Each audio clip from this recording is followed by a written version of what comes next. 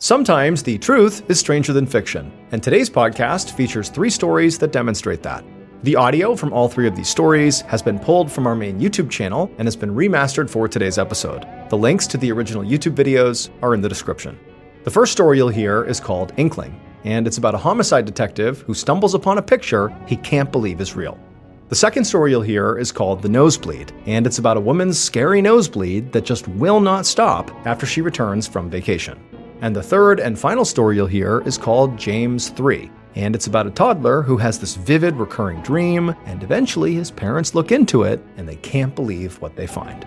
But before we get into today's stories, if you're a fan of the strange, dark, and mysterious delivered in story format, then you've come to the right place because that's all we do, and we upload 4 times a week: Monday, Wednesday, Thursday, and Fridays. So, if that's of interest to you, please offer to fill up the Follow Button's new waterbed. But instead of using water, use quick-drying cement.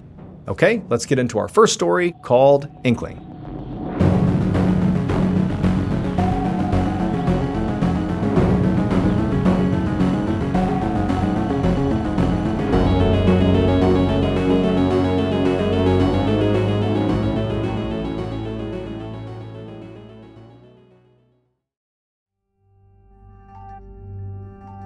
On a Friday afternoon in late August of 2008, a homicide detective in Los Angeles, California, named Kevin Lloyd, grabbed a cup of coffee from the break room and then made his way to his office, and he sat down at his desk. Detective Lloyd had already had a very difficult week, but now he had all this paperwork on his desk that he basically had to go through right now. He had put it off for too long, it was the end of the week, and so today was the day. And so Detective Lloyd took one more sip of coffee and then began sifting through all the papers. Now, this paperwork that Detective Lloyd was charged with going through was really just a huge stack of biographical information about gang members in and around Los Angeles. Basically, any time a gang member got arrested for anything, could be super minor, their information was added to this big dossier of biographical information. And it was the job of the homicide detectives to periodically basically go through all of this information and just kind of make sure you're up to date with what gang members were doing in and around the city. And so this was highly monotonous work, but it was necessary. So Detective Lloyd continued to flip through all these pieces of paper, and as he did, he slammed his cup of coffee, doing his best not to fall asleep from boredom. But after about 30 minutes, Detective Lloyd turned the page, and suddenly something he saw immediately stood out to him. And for about 30 seconds, Detective Lloyd just stared at the paper, having no idea what to make of what he was seeing. And what he was seeing was basic biographical information of a small-time gang member named Anthony Garcia, who had recently been arrested for driving with a suspended license. Now, to this point, many other detectives had seen this document about Anthony Garcia, and they hadn't thought anything of it. But when Detective Lloyd looked at this page about Anthony Garcia, a photo of Anthony immediately stood out to the detective.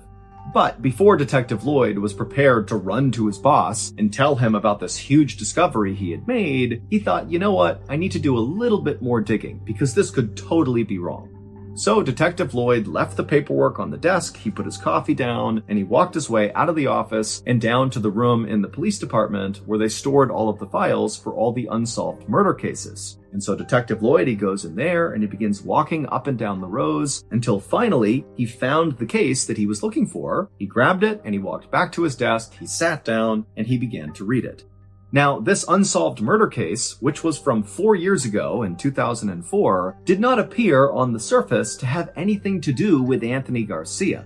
But Detective Lloyd was reasonably sure that there were details in this unsolved murder case from 2004 that would prove his theory about Anthony Garcia. The file that Lloyd was reading described a murder that took place on January 23, 2004. That night, a 23-year-old man named John Juarez was standing in front of this liquor store called Mr. Ed's Liquors, which is located in a small neighborhood in Los Angeles. John was a devoted father to a 4-year-old girl, and he was also a devoted member of a gang. But on this particular evening, John was not doing anything criminal in front of this liquor store. He was just standing there near a street sign, kind of minding his own business. But at some point, two men walked up to John and asked him where he was from, but before John could even answer, one of these two men drew a gun and began firing shots into John, and one of those rounds struck him in the head and killed him. Now, after Lloyd had read through this file and the description of the murder several times and felt confident he had gotten all the information he could, he still wasn't sure if this was enough to prove his theory about Anthony Garcia, so he decided he would actually go to the liquor store where this murder happened and see it for himself.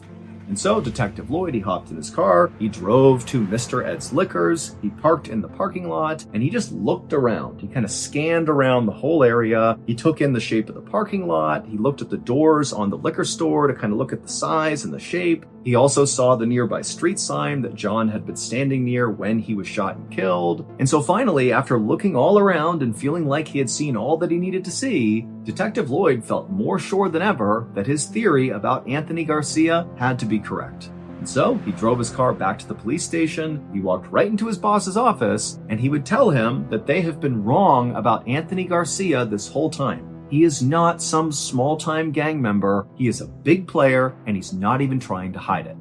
The photo that Lloyd saw of Anthony Garcia that really stood out to him when he was going through all that paperwork was the photo of Anthony when he was being booked into jail. And in this photo, Anthony is shirtless, and Anthony has this huge chest tattoo that you can clearly see in this photo.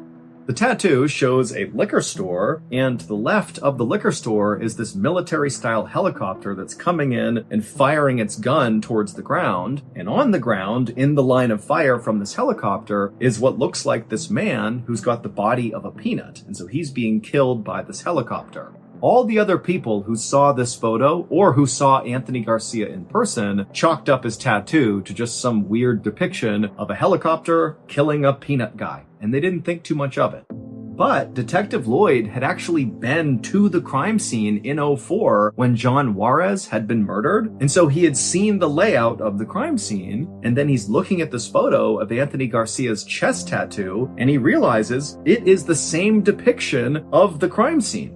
Anthony Garcia, his nickname was Chopper, which is often a slang term for a helicopter, and John Juarez, who was murdered in '04, he was a member of a gang called Pico Nuevo, and Anthony Garcia and the gang he was involved in, which was not Pico Nuevo, they used to make fun of people like John for being affiliated with that gang by calling them peanuts. Meaning the helicopter in the tattoo represented Anthony Garcia, and the peanut guy was John Juarez. So this tattoo is literally like a confession that Anthony Garcia was the guy who shot and killed John Juarez. And there were other details in this tattoo as well that made it even more clear that this really was like a confession. I mean, just the angle of the peanut guy's body, so John Juarez's body in the tattoo, was the same angle as he was found in real life. And also the decorations on the liquor store in the tattoo lined up with the decorations that were on Mr. Ed's liquor store when John Juarez was murdered in '04. So really, Anthony Garcia sealed his fate by tattooing that to his chest. Ultimately, Anthony's tattoo would be used to convict him of John Juarez's murder, and Anthony would be sentenced to 65 years to life in prison.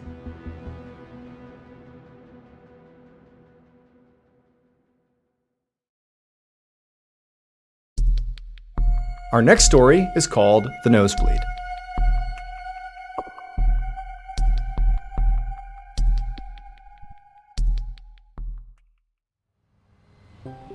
On a sunny afternoon in August of 2014, a 24-year-old tourist, who we're going to call Angela Lyons, drove a rented moped through a busy street in Vietnam. Angela had come here about a week earlier from Scotland, where she lived, and so far the trip had been great. She'd been going to nightclubs and partying and eating local food and swimming in local rivers. I mean, all in all, she was having a blast. And now she was just cruising slowly on her moped, looking at all the shops around her and kind of taking in the scenery. And at some point, as she was driving, she turned her head and then she felt her moped hit something really hard, and she actually fell off her bike onto the ground. She hit her head pretty hard, but luckily she was wearing a helmet, and so she was able to stand up and kind of assess that she was physically going to be okay, and she looked and saw what she had run into, and it was actually another moped. And fortunately, the crash was kind of low speed, and so the other moped driver clearly was physically okay as well, and, their mopeds were not actually damaged at all. And so after she said she was sorry and the two kind of just acknowledged that they were just going to go their separate ways, the other moped driver hopped back on their moped and drove off. And Angela, just to make sure she really was okay here, because again, she hit her head pretty hard on the concrete. And so Angela, she took off her helmet and kind of felt around her scalp. And sure enough, she felt a little bump on her head from where she'd hit the ground. But other than that, she seemed fine. Now, because it was a head injury, albeit a small one, Angela did consider just going to the hospital just to be sure. But, as she felt it a couple more times, she's like, you know what, it's pretty small. This is not a big deal. I'm okay. So she put her helmet back on, got on her moped, and went on about her business. About a week later, Angela was back home in Glasgow, Scotland, and she was inside of her doctor's office about to be examined. Following that moped accident, Angela had stayed in Vietnam for a few more days, and the whole time she had checked that bump on her head every single day, and it had gone away pretty quickly. However, when she landed back home in Scotland, almost right away, she began developing this kind of startling new symptom that she couldn't help but feel must be connected to the moped accident, and it made her really scared, and so she had gone to the doctor. Her new symptom were these sudden kind of extreme nosebleeds, and so she had made an appointment to go see her doctor to figure out what the heck was going on. And so finally, Angela's doctor came into the room and he would examine her and he would look at her nose and her head and he would listen to her story about the moped. But after he was done with the exam, he would tell Angela that he did not think her nosebleeds had anything to do with the moped accident. Much more realistically, the nosebleeds were from her body adjusting to the weather in Scotland. Vietnam, it was a very hot environment, and Scotland was very cold, and so that shift was likely causing these nosebleeds. And so the doctor recommended that Angela put some Vaseline inside of her nostrils to keep it moist and just wait for this to clear up as her body transitioned back to Scotland. A few days later, Angela was back home inside of her bathroom looking into a mirror. She was applying some Vaseline to her nostrils. Now, she had been doing this every day, multiple times a day, since the doctor had made that recommendation, but despite following the doctor's orders, her nosebleeds had persisted. If anything, they were getting worse. She was having these things multiple times a day. But for now, Angela simply turned on her shower and waited for the water to warm up, and then she hopped inside. And after a few minutes of just kind of standing under the water, Angela began just kind of touching her nose, something she was doing a lot of, since these nosebleeds had begun. Except as she touched her nose, she began to feel something weird sort of deep inside of her nostril that she maybe hadn't noticed before, and at some point, she actually pushed pretty hard on whatever this was inside of her nasal cavity. And when she did that, it sent this blinding wave of pain over her, and then simultaneously, blood began pouring out of her nose, and she couldn't get it to stop. It was like this flood of just constant bleeding, and it terrified Angela. She'd had these terrible nosebleeds, but this was the worst one, and it was clearly connected to something inside of her nose, and so she's starting to panic, blood's getting everywhere, and she's thinking, this has gotta be connected to that moped accident. Maybe I have some horrible brain injury. Maybe I'm dying here. And so in a panic, she jumps out of the shower, towels off, gets dressed, and rushes to the nearest hospital. When Angela got to the emergency room, a nurse quickly brought her into an exam room and had her sit down and tilt her head back so the nurse could look into her nostrils to see what was going on. And so Angela, she's got all this gauze to kind of trap the blood, and she's got her head way back, and she's letting the nurse do this exam. And after a while, Angela starts to realize that this exam is taking a really long time. The nurse is just kind of standing there, clearly looking at her nostrils, but not saying anything. And, from Angela's perspective, she can't really see the nurse. Her head is tilted too far back. But the silence that's grown in the room is so loud at this point that Angela finally just kind of sits up and looks at the nurse to see what's going on here. And she sees the nurse is kind of frozen, like she's looking at Angela's nostrils like she can't believe what she's seen. And then the nurse kind of snaps out of it and looks at Angela and says, "Stay calm. I'm gonna get the doctor." And Angela's like, "I am calm. What's going on here?" But then the nurse just turns around and speed walks out of the room. It would turn out Angela's primary care doctor had been right when he said he didn't think her nosebleeds had anything to do with that moped accident. This was not a brain injury or anything connected to the trauma. However, her nosebleeds were connected to something else she had done while in Vietnam. Because in Vietnam, in between, going out to nightclubs and partying and trying all that great food, Angela was also swimming in these local rivers. And at one point, when she was in one of those rivers, something found its way into her nose, a 3-inch long, blood-sucking leech. It had been living deep inside of Angela's nostril and sinus cavity for over a week, separated from her brain only by this extremely fragile bone that's only about a 0.5 millimeter thick. Hospital doctors would spend about 30 minutes painstakingly pulling this leech out of Angela's nose, and then once it was out, she would go on to make a full recovery.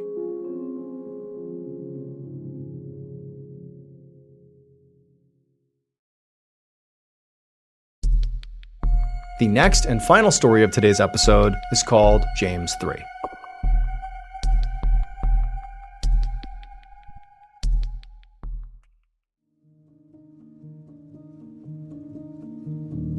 On the afternoon of Sunday, August 27th, 2000, a 50-year-old husband and father named Bruce Leniger sat in his living room in Lafayette, Louisiana. He and his wife and his 2-year-old son James had just gotten home from church, and now Bruce was just trying to relax.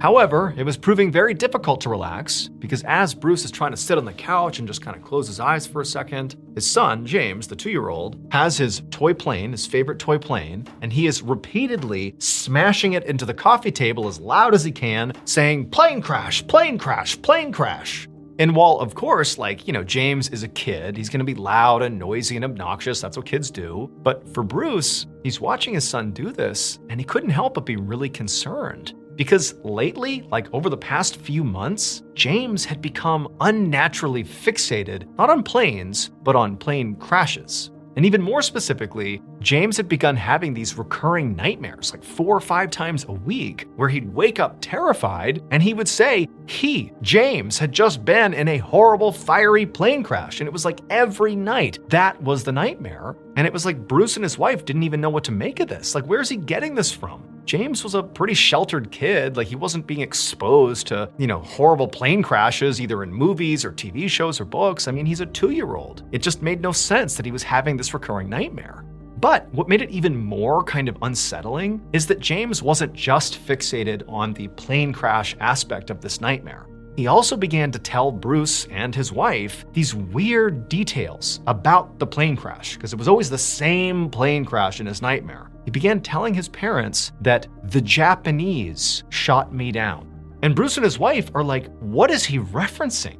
Is this a World War II reference? But again, he's 2. Developmentally, it's not something he would say even if he was exposed to it.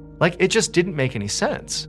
Now, over the past few months that this behavior had really ramped up, Bruce and his wife had taken James to the doctor to say, what's going on here? What's my kid doing? I don't understand any of this. And the doctors were all like, he's a kid. It's a weird fixation he's got, but he'll grow out of it. Don't worry about it. But to Bruce and his wife, it just seemed like James was not growing out of it. He was just getting more and more fixated as time went on. And so as Bruce is sitting there on the couch watching James for the millionth time smash his toy plane into the coffee table and pretend it was this plane crash he couldn't stop thinking about, Bruce decided he had to do something about this. And so over the next couple of months, Bruce, instead of trying to figure out what was wrong with James that was causing him to fixate on this plane crash, instead of doing that, he began sort of leaning in and asking James to give him more information about whatever he was seeing in his nightmare. Give me all the specifics you can possibly recall.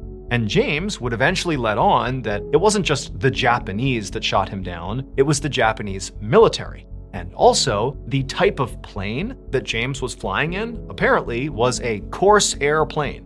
Bruce had never heard of that before, and again, he's looking at his 2-year-old son thinking, how do you even know what a Corsair plane is? But nonetheless, that's what James said. And so Bruce doesn't know what to do with this information, but again, he's just trying to learn. And so in November of that year, Bruce found himself sitting in the living room and he had this World War II coffee table book that he had actually purchased for his father, but he hadn't given it to him yet. And he saw James, playing with his plane, smashing it into the coffee table. And Bruce, he grabs this coffee table book full of pictures of pilots and combat and war, and he flips to pictures of pilots from World War II. Because now, Bruce is thinking maybe my son somehow is imagining a scene from World War II. A pilot has crashed in World War II, the Japanese military shot them down, I don't know. No idea how he got this image, but that could be what he's thinking about. And so he's like, well, maybe I'll just start looking at pictures from World War II of pilots, and maybe somehow or another James will look at this and something will click for him. Bruce really didn't know what he was trying to get out of this, but either way, he called James over and he shows him this book. And he's like, James, do you recognize any of these planes? Are any of these planes the Corsair plane that you flew, in your dream? Is any of this stuff sort of lining up with your dream? Again, he's talking to a 2-year-old, but the 2-year-old sort of got it. James looked at the pages, but nothing clicked. James sort of reached down and was just kind of flipping through all the pages, and there was nothing. There was no connection with James. But towards the end of the coffee table book, where Bruce is thinking, like, what am I even doing here? I'm like prompting my 2-year-old to research World War II with me. Like, what is this? What is going on here? But as James is flipping the pages, he suddenly stops and he points at one of the pages and he says to his dad, "That's where I was shot down." And he's pointing at the Battle of Iwo Jima. And so Bruce, again, he doesn't really know what he's trying to accomplish here, but, clearly his son has pointed out this particular fact that's sort of roughly tied in with the other things he's brought up. He's had this dream about being a pilot who crashes because the Japanese military shot him down. He's highlighting a battle in Japan during World War II where, the Allies were fighting the Axis powers and the Japanese, could have been shooting somebody down. So it sort of made sense. Okay, fine. Maybe my son's dream is about something that happened at the Battle of Iwo Jima. Don't know how this even happens, don't know how this is possible, but I'm going to do some research. And so that's what Bruce does. He begins researching the Battle of Iwo Jima. Doesn't even really know what he's looking for, but he just wants to see if there's anything connected to what his son has been saying. And what he eventually discovers actually is sort of a relief. He discovers that there is no record of any Corsair airplanes crashing during the Battle of Iwo Jima. In fact, no Corsair planes at all were flown during the Battle of Iwo Jima. And his son James had been saying specifically, "I flew a Corsair plane." Like that was the plane that crashed. And so he's thinking, okay, there's a hole in my son's story. Like he clearly must have latched on to some event somehow. Somebody said it to him, he heard it, whatever it is. And in his 2-year-old mind, he sort of warped it and that's what he believes happened, but it's not real. Like he's not actually recalling something that happened in the Battle of Iwo Jima. Like this is just, a false memory or something. However, Bruce was unable to definitively find the names of pilots who actually flew in the Battle of Iwo Jima. He wanted to find if there was any pilots named James who potentially crashed, during that battle, but he just couldn't find the information. Maybe it existed somewhere, but he couldn't find it. And so Bruce had this idea to get in touch with this old veterans group. All these old guys who had served in the Battle of Iwo Jima that were still alive. They were based out in San Diego, and they got together periodically and just sort of had social hours and stuff like that. And Bruce, he goes out to San Diego, and under false pretenses, he basically tells the group that he's shooting a documentary about the Battle of Iwo Jima, and he needs some information, about certain pilots that flew during the battle. He goes out there, and he goes to one of their social events, and he begins asking around. Asking if anybody knew about any pilots named James who were shot down during the Battle of Iwo Jima. And basically all the men he talked to directed him to go talk to the group's historian, this one guy who kind of had all the information about what had happened during this battle. And so Bruce goes over to this guy and he starts asking him questions about, any pilots that, were shot down during the battle, do you know? And the historian, he tells Bruce that, during that battle, virtually no planes were shot down. However, there was one plane that was shot down. A single US Air Force pilot was shot down during the Battle of Iwo Jima, and he was killed. And that pilot's name was James Houston Jr. Bruce couldn't help but be truly shocked that the only pilot shot down during the Battle of Iwo Jima happened to be named James. Like, that just seemed like a coincidence that couldn't be possible, considering what his son was saying. And so suddenly, Bruce doesn't know what to make of this information he's been given. For so long, his 2-year-old son, named James, has been talking about how in his dream he's been shot down by the Japanese military during the Battle of Iwo Jima, and now he's being told there was a single pilot shot down in real life during the Battle of Iwo Jima, and his name was James? Like, how is that possible? That just seems impossible. And so at this point, Bruce is really holding on to the fact that his son had said his plane that he was shot down in was a Corsair plane. And this guy, James Houston Jr., who was shot down, the plane he was shot down in was not a Corsair plane. And so Bruce is telling himself, like, okay, this is just a crazy coincidence. Like, this didn't somehow happen to my son. He's not like channeling somebody else who died years ago. Like, that can't be what's happening here. This is just a wild set of circumstances. That's all this is. But he's freaked out now. And so he calls his wife and he tells her about what he's learned, and he kind of downplays how much this has really unsettled him, but he ultimately tells his wife, and the two of them decide, okay, you know what, let's just do a little bit more research and just figure out what's going on here. Like, this is just so crazy, we gotta do a little bit more research. And in doing research about James Houston Jr., they discover that James has a sister who is still alive. And so they decide to contact her. Not really even sure what they're going to say, but they figure, you know what, let's just get in touch with her and just tell her what's going on. Who knows? Maybe somehow she can explain this. Who knows? And so kind of on a whim, James and his wife, they send a message to this woman, to the sister. And the sister, when she finds out there's this 2-year-old who's sort of referencing her brother's death in some way, for whatever reason, her reaction was to send actual physical photographs of James Houston Jr. when he was a pilot, when he served in the military. She just sent a whole bunch of pictures to Bruce, his wife, and James to look at. Like there really wasn't a clear set of what do we do now, and so that's what she did. Here are some pictures. And when Bruce looked at these photos, it was like his whole world was completely rocked. Because in one of the photos that clearly showed James Houston Jr., he is standing in front of a plane. And that plane was a Corsair plane. And so at this point, for Bruce, it felt like the set of circumstances, the coincidences here, were simply too much to ignore. This is no longer coincidence. This is something else.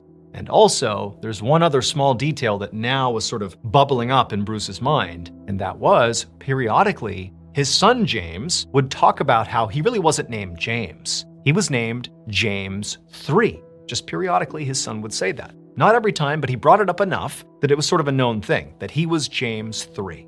And now, Bruce is thinking, James Houston Jr.? That's James II. My son? How could he possibly know all these things that happened to James Houston Jr. if he was not James III, James Houston Jr.'s reincarnated soul? Bruce would eventually take his son's story to the news, and the family would film a primetime segment on ABC about it. James was soon invited to the Battle of Iwo Jima Veterans Reunion, where he would shock the group with his knowledge of the battle. James also met James Houston Jr.'s sister, and when he did, he called her by a nickname that only her late brother ever used. After that, even she was convinced that her brother's spirit had come back to Earth in James III. If reincarnation is real, James's story is one of the most credible and well-documented cases in history.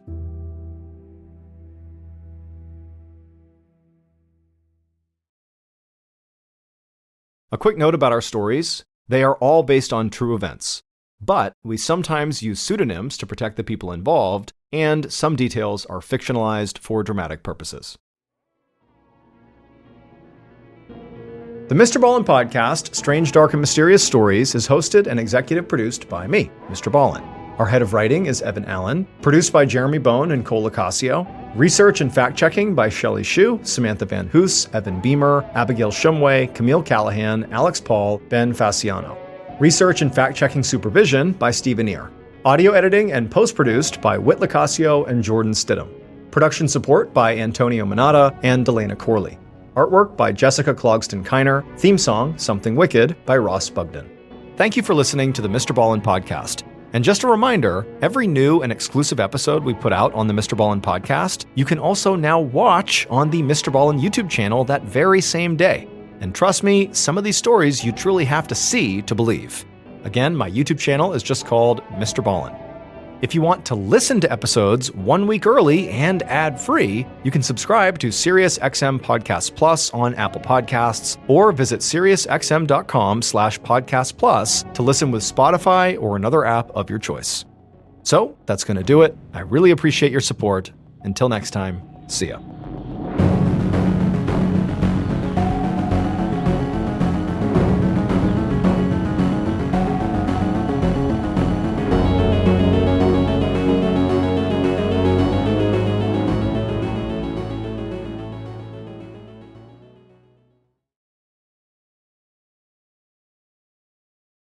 In June of 2005, a customer at a gas station in Derry, New Hampshire, carried a prepaid cell phone to the counter. They paid for it in cash, and then afterwards they went out to their car and cut open the packaging. Then once they had the phone, they dialed a number to activate it. But when the customer service rep asked for their name, the customer hesitated.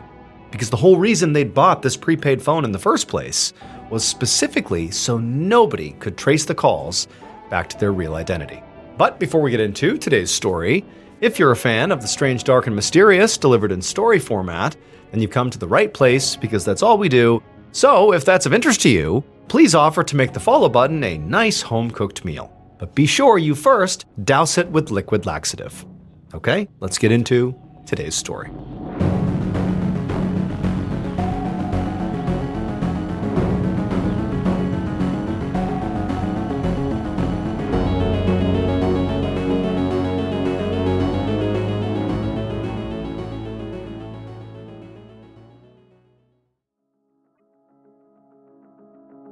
On an afternoon in June of 2005, a 57-year-old truck driver named Jack Reed took a sip of his margarita at a barbecue in a park in Derry, New Hampshire. Now, he usually didn't drink, but today he was celebrating. It was his daughter Megan's high school graduation party. And this was a big deal for Jack. He'd grown up in the foster care system with nothing, and he'd worked really hard to ensure that his kids were set up for a better life than he had. So he was just really proud of Megan for making the right choices and finishing school. Now, he looked over and he saw Megan sitting at a picnic table with her brother, Jack Jr., and also their mother, Virginia. Even though he and Virginia were not together anymore, they were still on good terms, and he was glad the whole family could be there for this special occasion. But then, Jack tensed up as he spotted somebody else who was walking across the grass toward them, Megan's boyfriend, Walter. So, Megan and Walter had moved in together recently, and Jack was definitely not thrilled about it. He didn't have anything against Walter in particular, but his daughter was just 18 years old, and he thought that she was definitely too young to be living with a boyfriend. But Jack didn't want to pick a fight about it on a day like this. So instead, he actually got up and walked over to Walter and gave him a big friendly hug and said he was glad to see him. Then they both sat down at the table and joined the family's conversation, and as Jack took another sip of his margarita, he actually felt himself relax. That evening, after the party was over, Jack drove his car home and stopped at a gas station along the way. He parked at the pump, he went inside, and then passed the cashier a few bills for a tank of gas, and also a lottery ticket. Jack was a regular lottery player, and even though he'd never won anything particularly big, he was always hoping that one day he would hit the jackpot and strike it rich. So he put the ticket in his pocket and then went back outside and filled up his car. Then he got in his car and he drove a few more blocks to his home, which was a trailer parked behind a warehouse on the edge of town. And one big reason Jack chose to live here was because there was plenty of room to park all of his work vehicles, including a large red and black dump truck. After years of working as a truck driver, Jack had built his own trucking business from the ground up. He did garbage removal and moving and other odd jobs, and he was making a decent living. But he still lived frugally in his rented trailer so he could save up for retirement. His goal was to save enough so that in a couple of years, once Jack Jr. was done with school, he could leave the cold New Hampshire winters behind and move to sunny, beautiful Las Vegas. He'd gotten the idea a couple of years ago when he'd done a moving job for a local self-made millionaire who was moving from New Hampshire to Vegas. He saw the millionaire as a huge success story, and he believed that if he worked hard enough, or maybe got lucky enough, he could follow in this same path. Now, Jack got out of his car and he walked over to his trailer. He opened up the door and he went inside. He turned on the lights and he was just about to sit down to take off his shoes when he heard a noise outside. Immediately, he went to the window and pulled back the curtains and he looked outside into the woods behind the property, but he didn't see anything. Still, he felt his heart racing and he actually had to take a few deep breaths to calm himself down. So almost 2 years ago, there'd been an incident where Jack heard someone creeping around outside his trailer. He'd grabbed his gun and went out to confront them, and he'd seen a man standing at the edge of the woods. The man had stared right at him and actually called out his name. Jack had actually fired his gun at this man, who then ran away into the woods and never came back. But Jack had never figured out what the encounter was about. As far as he knew, he didn't have any enemies, so it really just didn't make any sense. But again, since this strange guy was never caught, Jack was still very on edge whenever he heard strange noises outside and around his trailer. Now, as he looked out the window and he felt sure that there was nobody there, Jack closed the curtains and took the lottery ticket out of his pocket. He sat down at the table and he started scratching off the silver foil with a coin. And he was not a winner this time. But it didn't dampen his mood. Next time he knew might be his lucky break. A couple of weeks later, on the morning of Monday, June 27th, Jack climbed up into his dump truck and rolled down the windows. It was already pretty hot outside, and he was on his way to the only job he had lined up for that day, a trash disposal gig that would likely only take a few hours. So he started the truck, and as he pulled out onto the road, his cell phone rang. He answered it, and a man spoke and said his name was Charlie, and that he had heard Jack did some work, hauling stuff away, and that, he had this new barn that really needed to be cleaned out, and could Jack do it? Jack said sure, he could actually do it that afternoon. And then he grabbed his logbook off the passenger seat, and he flipped to a blank page, and he scribbled down Charlie's name and address, which was in Deerfield, almost 30 miles away. Jack told Charlie he would let him know as soon as he was on the way, and then the two men hung up. Around 3 p.m. that afternoon, Jack drove down a very secluded 2-lane road in Deerfield. It was sweltering outside, and he was already exhausted and dripping with sweat from his trash disposal gig that morning. He had no idea what to expect going into this barn cleaning job with this guy Charlie, but he was hoping it wouldn't take too long. Jack slowed down as the trees to his right parted, and a gravel driveway appeared. He turned onto the driveway, and a few seconds later, he pulled up right outside of a white 2-story house with a big barn out back. Jack parked his dump truck and walked right up to the front door. He rang the doorbell, and a moment later, the door opened. 2 days later, on the afternoon of June 29th, Jack's daughter, Megan, and her boyfriend, Walter, walked up to the front door of Jack's trailer. Megan noticed that Jack's dump truck was not parked outside, which seemed wrong, and so she immediately felt this knot in her stomach. About an hour earlier, Megan had gotten a call from her mother, Virginia, saying that Jack had not shown up to a job that morning and he was not answering his phone. This was unlike him, so Megan had said that she and Walter would just go over to his trailer and make sure he was okay. Now, initially, Megan had assumed her dad had just overslept or maybe forgot about the job. But now, it looked like he'd actually left for work because the dump truck wasn't there, but never actually made it to the job. But nonetheless, Megan knocked on the trailer door, just to be sure her dad really wasn't home, and there was no answer. And so at this point, Megan called her mom to tell her what she had seen and, the fact that her dad wasn't here. And she also told her mom that she was starting to feel pretty worried. And then a few minutes later, Virginia pulled up in her car. Megan, Walter, and Virginia all just stayed there right at the trailer all afternoon, hoping that maybe Jack would just show up at some point. And the whole time they're calling him over and over again, but it just kept going straight to voicemail. And then finally, around 6:30 p.m., when still they had not seen or heard from Jack, they decided it was time to call the police. On Tuesday, July 5th, so 6 days after Jack was reported missing by his family, Derry police detective Mike Hoole pulled into the parking lot of a Target store about an hour's drive south in Saugus, Massachusetts. Hoole slowed down and began to sort of slow roll through the rows of cars, keeping an eye out for one particular vehicle. Hoole was in charge of Jack's missing persons case, which had not really been going anywhere so far. According to his family, the last time anybody had seen or heard from Jack was actually on June 27th, so 2 days before he was reported missing to the police. But his family could not think of anywhere Jack might have gone or anybody who might want to hurt him. So initially, Hoole had figured that Jack must have just driven off for some time alone and that he would just come home sooner or later. But that morning, he'd gotten another call from Jack's daughter, Megan. She said the family had put up all these missing posters around town for Jack, and somebody had called her and said they actually saw Jack's dump truck at this particular Target in Saugus, more than 40 miles away from Derry. Now, this tip was unique enough that Hoole decided he would just drive out and take a look for himself. And now, as he slowly made his way towards the back of this parking lot, he saw it, a red and black dump truck parked near the back corner. So Hoole stopped his car and he walked over to look at this truck, and right away he saw the license plate confirmed this truck was definitely Jack's. When Hoole peeked in the driver's side window, though, he didn't see anybody inside.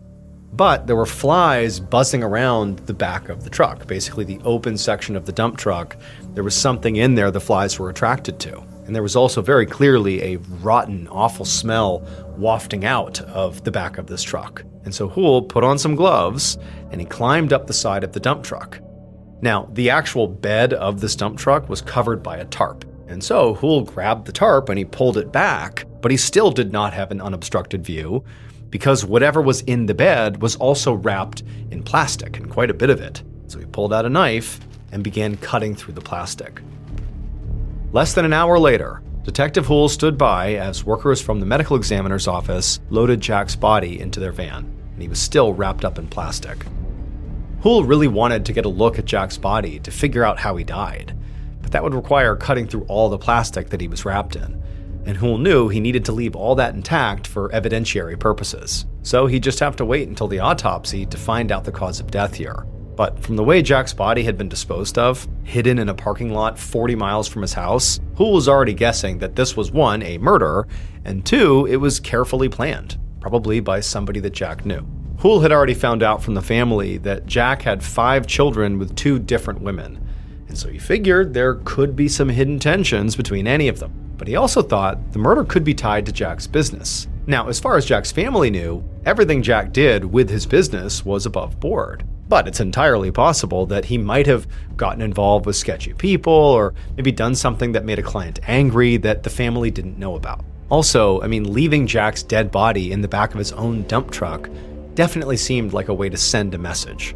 So, once the forensics team had taken photos and swabbed the truck for DNA and fingerprints, Hool pulled on a pair of latex gloves and opened up the driver's side door. There was no blood inside the cabin of the truck, no sign of a weapon, and really nothing that struck him as unusual or helpful. That is, until he saw the logbook that was tucked into a pocket on the passenger side door. He reached for it, pulled it out, and began to flip through it, and he saw there was a list of all of Jack's appointments, along with the names, addresses, and phone numbers of the clients who had hired him. The last job that was recorded in this book was on the morning of June 27th, back in Derry, where Jack lived. Now, there were no other jobs noted down for that day, but a couple of pages later, on an otherwise blank page, Hool found an entry that Jack seemed to have scribbled down in a rush. It was just an address, 145 North Road, no town listed, and the name was just Charlie for the client. Hool placed the logbook inside of an evidence bag and he sealed it. And then, as he sort of looked around the area, he noticed all the security cameras on light posts all over the parking lot, and there happened to be one that was pointing directly at Jack's truck.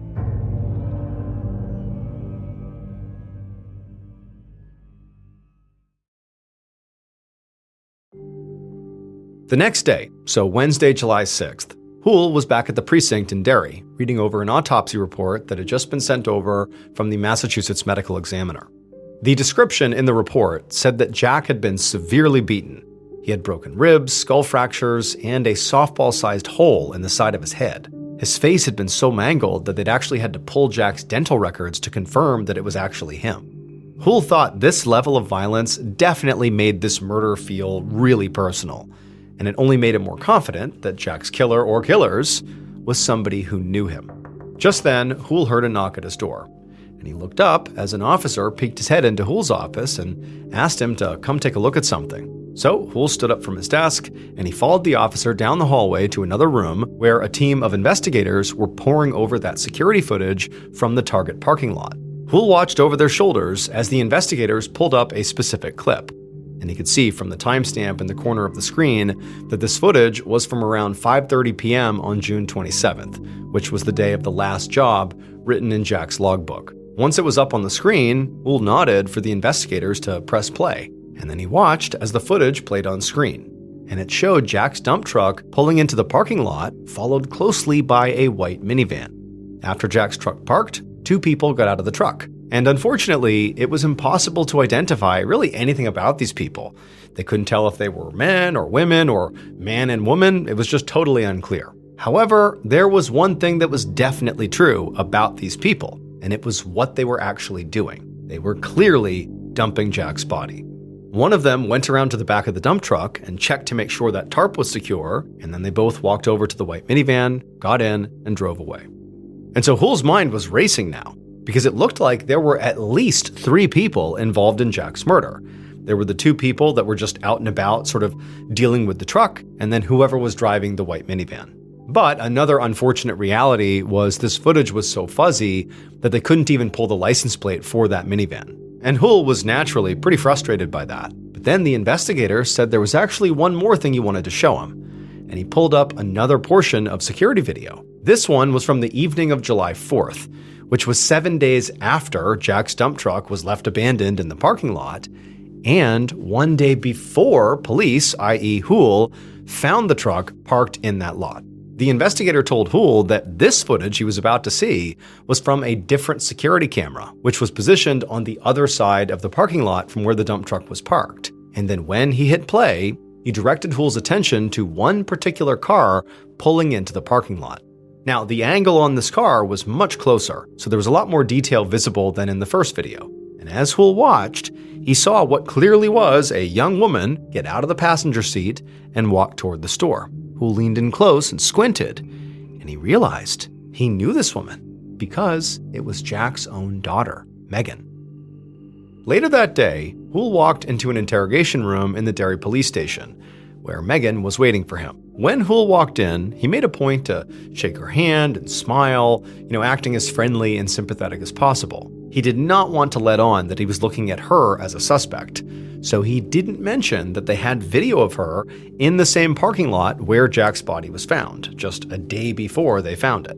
But as they started talking, Megan actually brought it up herself, that she happened to have been in the exact same lot that her father was ultimately found in. She said she had been shocked when she found out, one, that her father was dead, of course, but also that he was dumped in that Target lot. She had been there recently.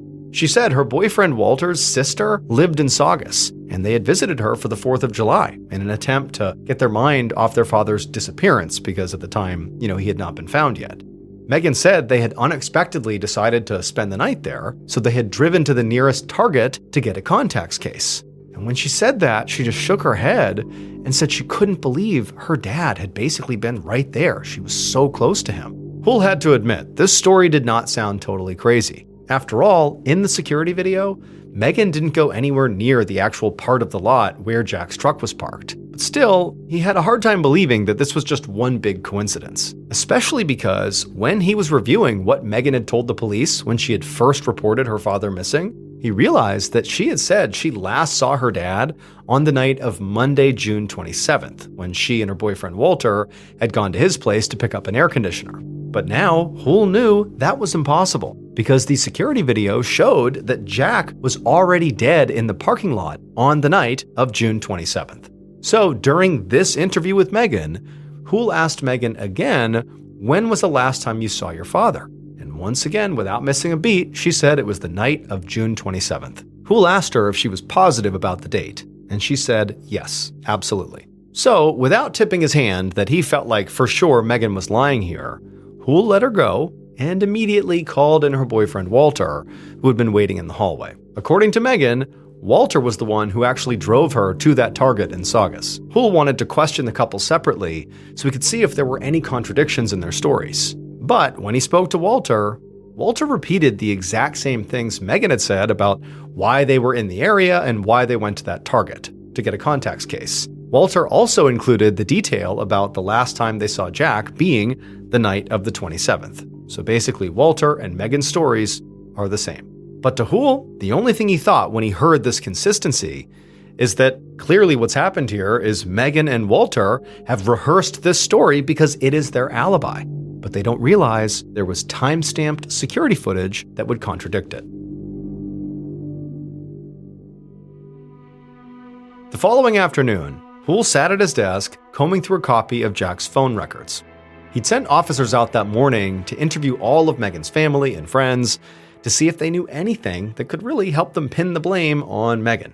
And they'd quickly learned that Megan and Walter had moved in together recently, and Jack did not approve. So Hool began to wonder, maybe the young couple might have killed Jack so he would stay out of their way. Now, Megan at some point here found out from her friends who were being spoken to that clearly Megan was being investigated. And Megan had already called Hool to revise her testimony.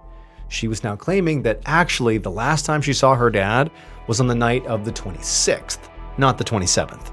But Hool didn't buy that she and Walter had both made the same mistake about the date. They both seemed really confident when they said 27th. And so Hool was hoping that if he could just retrace Jack's steps on the day of his death, he'd find some proof that Megan and Walter were somehow involved.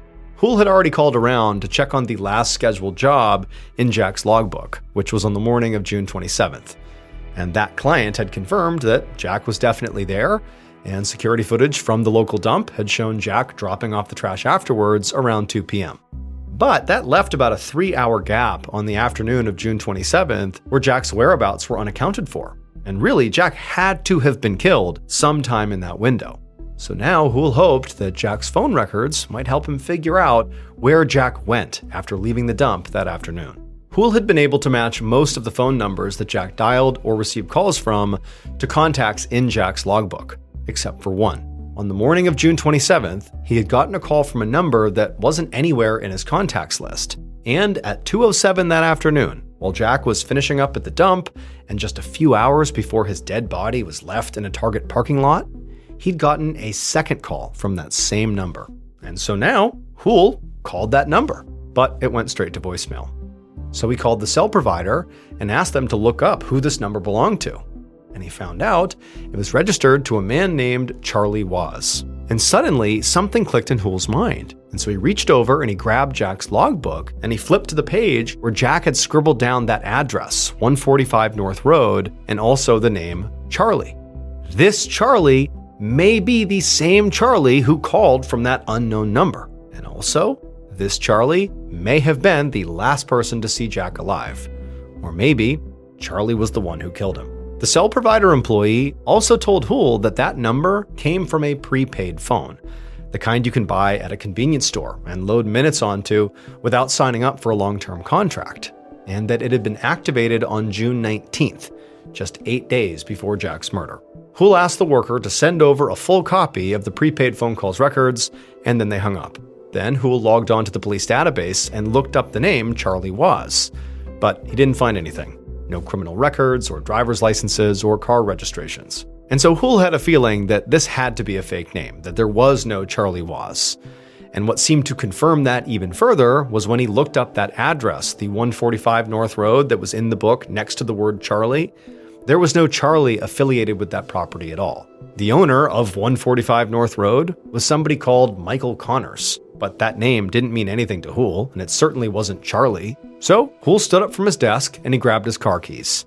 It was time to go talk with whoever actually lived at 145 North Road.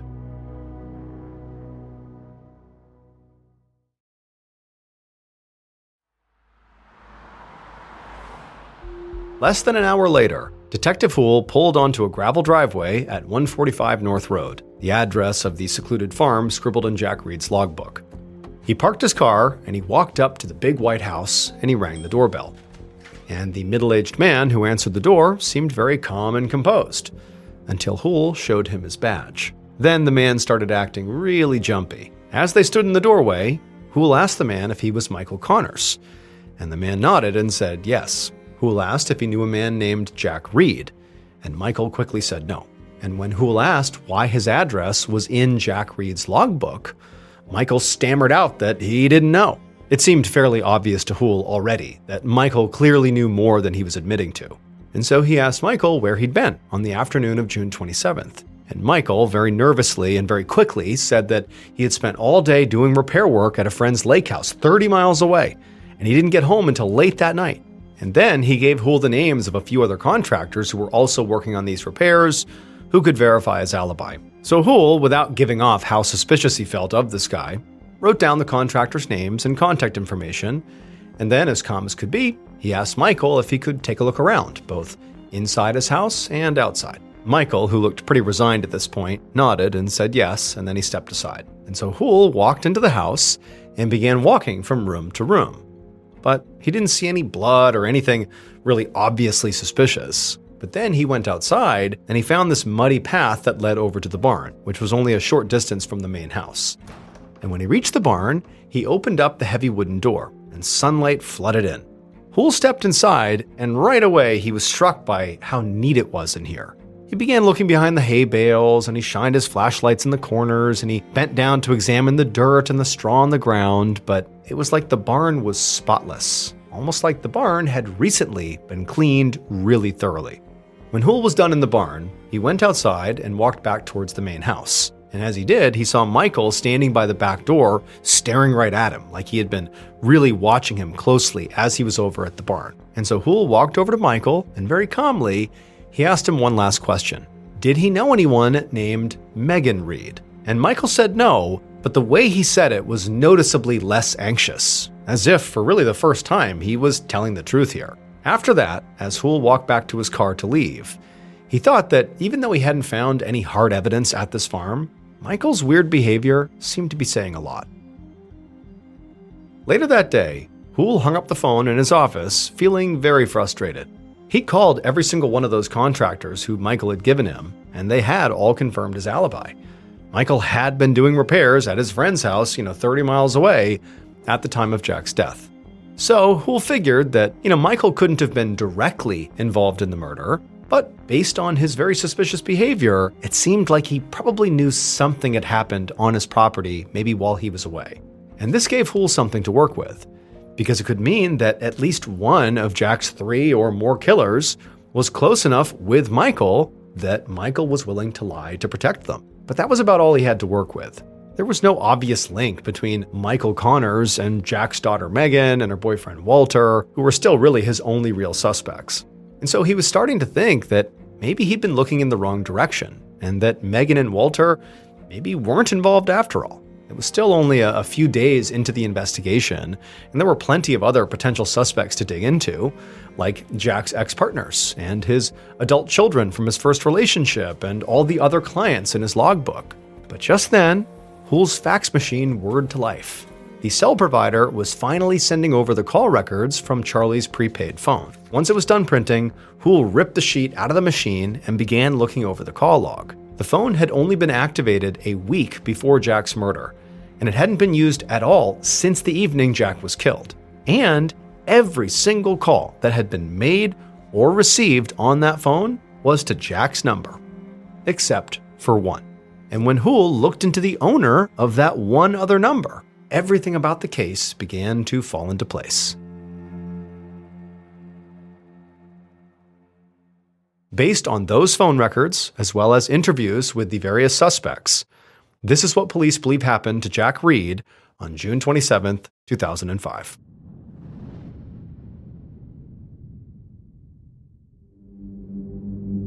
That afternoon, while Jack's dump truck was pulling into the gravel driveway at 145 North Road, 2 of Jack's killers were inside of that house waiting for him. One of them was sitting on the couch, nervously tapping their feet, and then that killer looked up and saw their accomplice staring right at them, looking very annoyed, like, "Stop tapping your feet." And so they did. But just then, the doorbell rang. The calmer of the 2 killers walked over to answer it, while the more nervous one stayed on the couch. And the nervous one, they listened as the door opened, and they could hear the sound of their accomplice greeting Jack. And then a few seconds later, Jack walked into the living room. And the nervous killer, when they saw Jack, they kind of jumped to their feet and tried to act natural, but very likely they were acting incredibly nervous.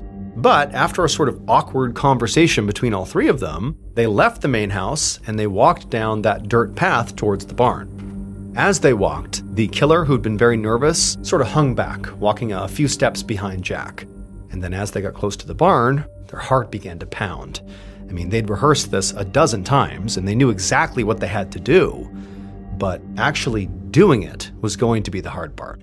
Then the doors to the barn opened up, and inside, Jack would have seen there were 2 more people waiting for him. But before Jack could react, the nervous killer leapt forward and tackled Jack to the ground.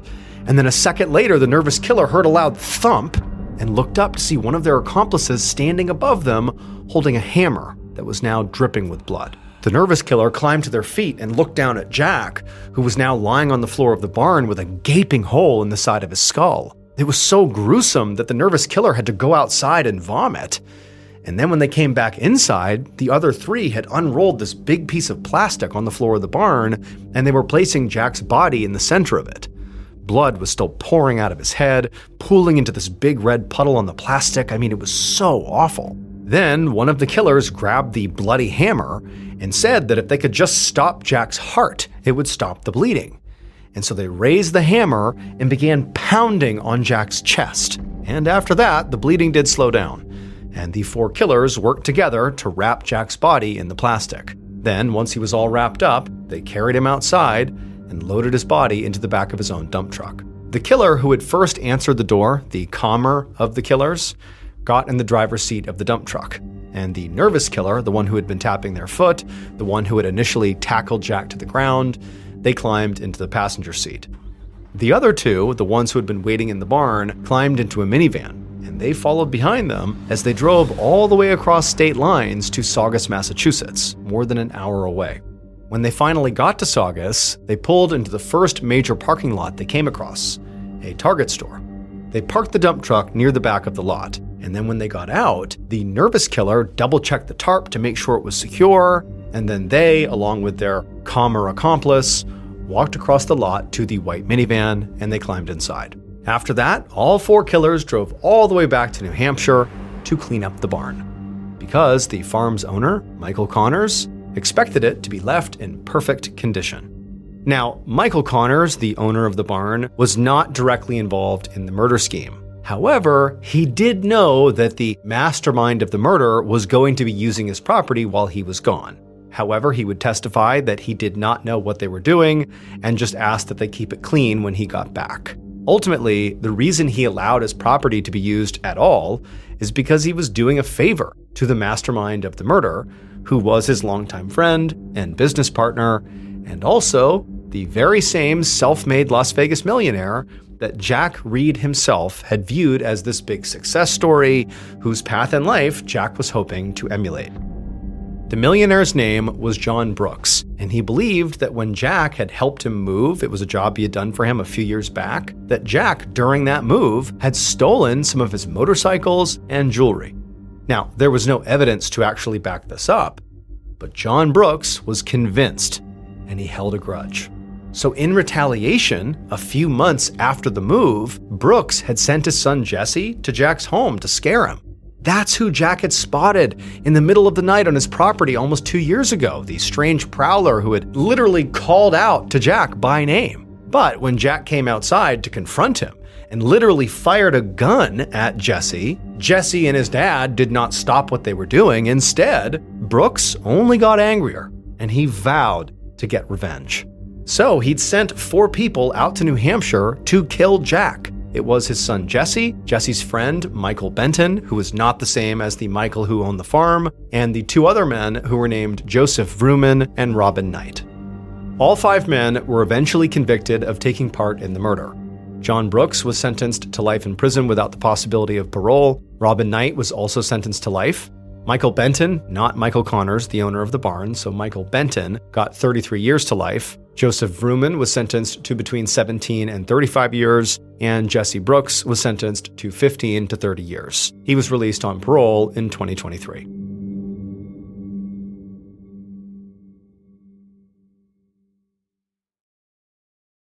A quick note about our stories: they are all based on true events, but we sometimes use pseudonyms to protect the people involved, and some details are fictionalized for dramatic purposes. The MrBallen podcast, Strange, Dark, and Mysterious Stories, is hosted and executive produced by me, MrBallen.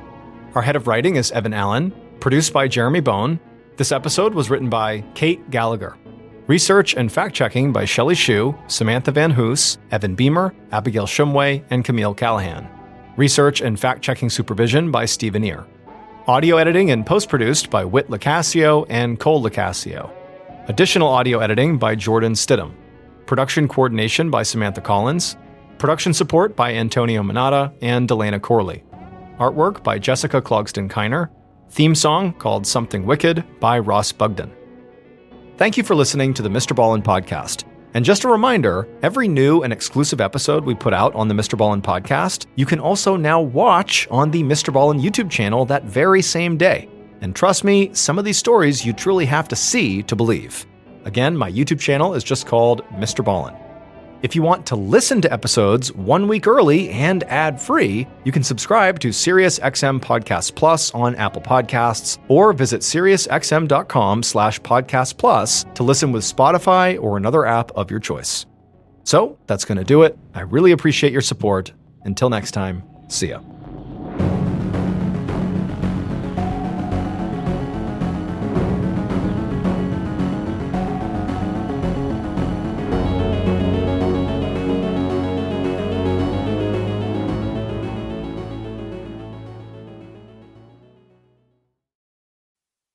On a dark fall night in 2010, 2 detectives stood in the street of an upscale suburban neighborhood just outside of Boston, Massachusetts. In the middle of the road, lit by their flashlights, lay the body of a teenage boy. Now, these were 2 veteran detectives, but neither of them had ever seen the type of brutal violence that had clearly been inflicted on this young man. His legs looked shattered, his jeans had been ripped to shreds, and his face was bruised and broken. The detectives felt sure this young man had been murdered, but because he had no ID on him, they didn't know who he was. However, when they did finally discover his identity, this case would take a totally bizarre turn. The detectives would find themselves 1,000 miles away from their crime scene, sifting through reported sightings of their victim that defied the laws of physics, and also grasping at an insane theory that they hoped could somehow tie it all together. But before we get into that story, if you're a fan of the strange, dark, and mysterious delivered in story format, then you've come to the right podcast, because that's all we do, and we upload twice a week, once on Monday and once on Thursday. And today we have a very special episode because we are going to try out a new type of story on this show. It's called You Can't. Now, if you're a fan of our YouTube channel, the MrBallen official channel, you know that I have told several stories on there that revolve around places you can't go and people who went there anyways. Well, today's new show concept is basically that, but for audio. So if you enjoyed today's episode, let us know because we will do more of them. So if that's of interest to you, please buy a highway billboard ad with the Follow Button's phone number on it and promise a $1,000 reward to the person who calls and does the best Elmo impression. Okay, let's get into today's story.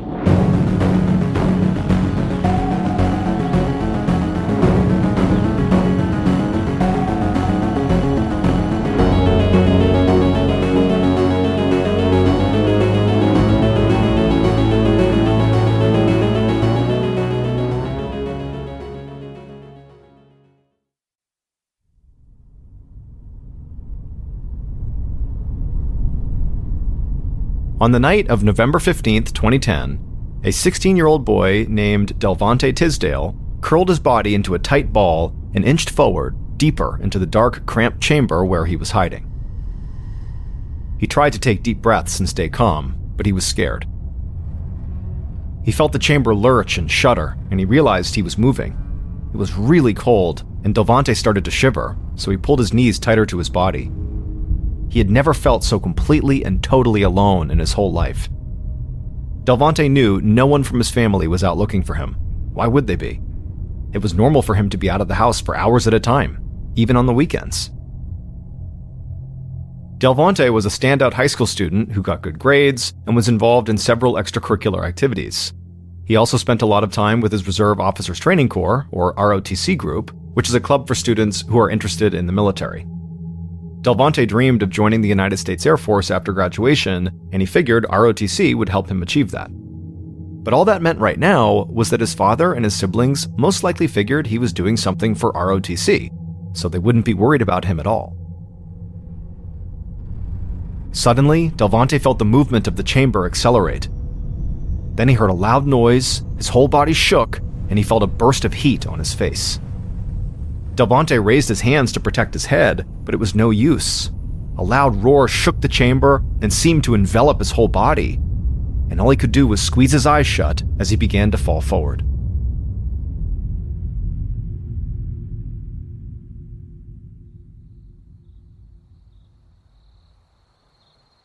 Later that same night, 6 female college students paced frantically back and forth in the middle of a tree-lined road in the Boston suburb of Milton, Massachusetts. They were all shouting and crying and staring at something in the middle of the road. The object was lit up by the headlights of a black Jeep one of the students had been driving, which was now parked behind them. One of the students kept repeating that they needed to do something fast, while one of the others screamed at her to stop talking. Then they heard another car coming down the road. One of the students took off, disappearing into the darkness, but the others just froze. The approaching car stopped behind the Jeep, and a man got out and asked if they were okay. For a second, nobody replied. Then one of the students lowered her head and pointed towards the middle of the road behind her.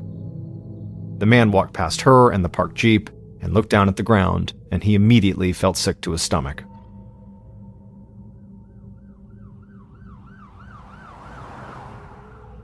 Detective Lewis Bullard of the Milton Police drove towards the stretch of road where the students with the Jeep had gathered and the man had stopped. Bullard could see the flashing blue and red lights of police cars and ambulances ahead of him, illuminating the expensive homes that lined the street. He had been surprised when he got a frantic call from dispatch telling him to get to this part of town. This affluent neighborhood almost never saw police activity. The only time Bullard really ever came out this way was when neighbors called to report high schoolers and college students, for smoking pot and drinking in the secluded hangout spot the kids called the Batcave. But the dispatcher had made it clear that this 911 call was about something way bigger than marijuana. Bullard parked his car on the road and stepped outside. He was young, with a shaved head, and he was built like a football player. He saw a couple of officers standing with 5 young women and a man on the side of the road. And a few feet away from them, in the middle of the road near a black Jeep, he saw his partner, Lieutenant Bill West. Bullard turned on his flashlight and jogged over towards the Jeep. Lieutenant West turned to him with a dazed look on his face. Bullard shined his flashlight on the ground and saw right away why West was so shocked.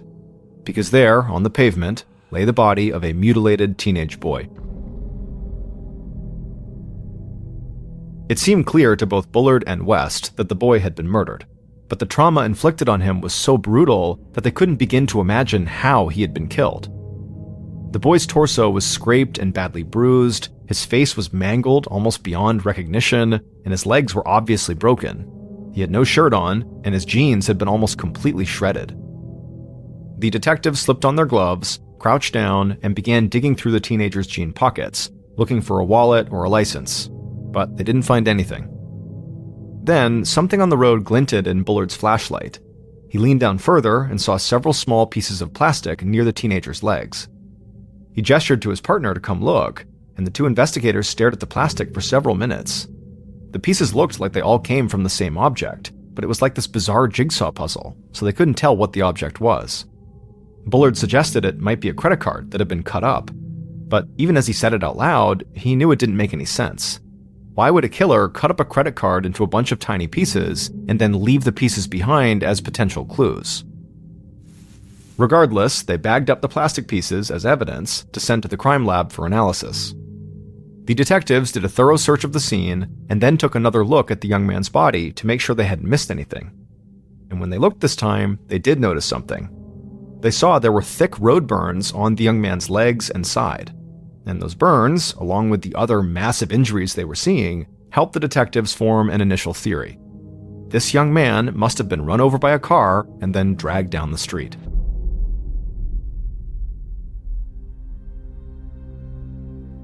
Detective Bullard stood up and walked over to the college students who had been found pacing around the body.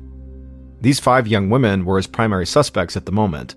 After all, they believed this boy had been run over and dragged to death, and the Jeep the students were driving had been parked only feet from the body. When Bullard introduced himself and asked them what happened, the students all started talking at once. They began telling him about this party they were going to when they saw something in the road. They said they got out, and that's when they found the body, and that was it. They said it was just one big coincidence. Detective Bullard nodded, but he remained skeptical.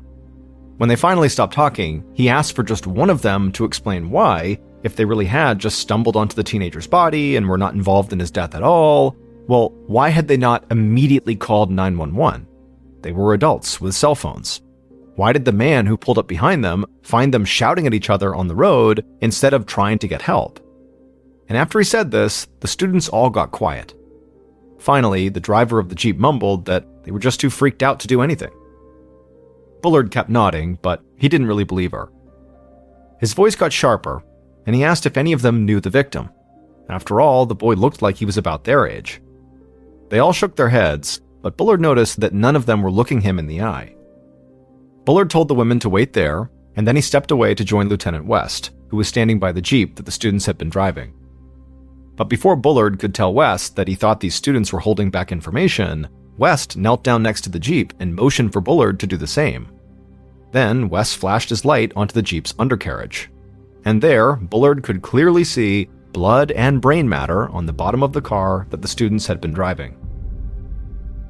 Now, it really felt like they were getting somewhere.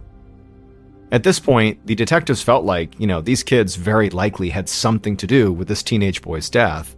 However, they were not ready to make an arrest yet. The next step was just to have the accident reconstruction team run some tests. But also keep an eye on these students because they could become suspects down the road. Detective Bullard stood up and walked back over to the students. He told them he was impounding their vehicle. He then arranged for an officer to take them back to their college campus nearby, and he told them not to leave town. Later that night, after the body had been removed from the scene and taken to the medical examiner, Detectives Bullard and West went door to door in the neighborhood asking if anybody had seen or heard something strange that night. And a few houses into their search, the detectives met two young guys who said that earlier that night, before any of the commotion began, they had been working on a car in the driveway when they heard this loud bang. They had both looked around, but the street looked exactly like it always did, except that an unfamiliar car had just pulled up and parked.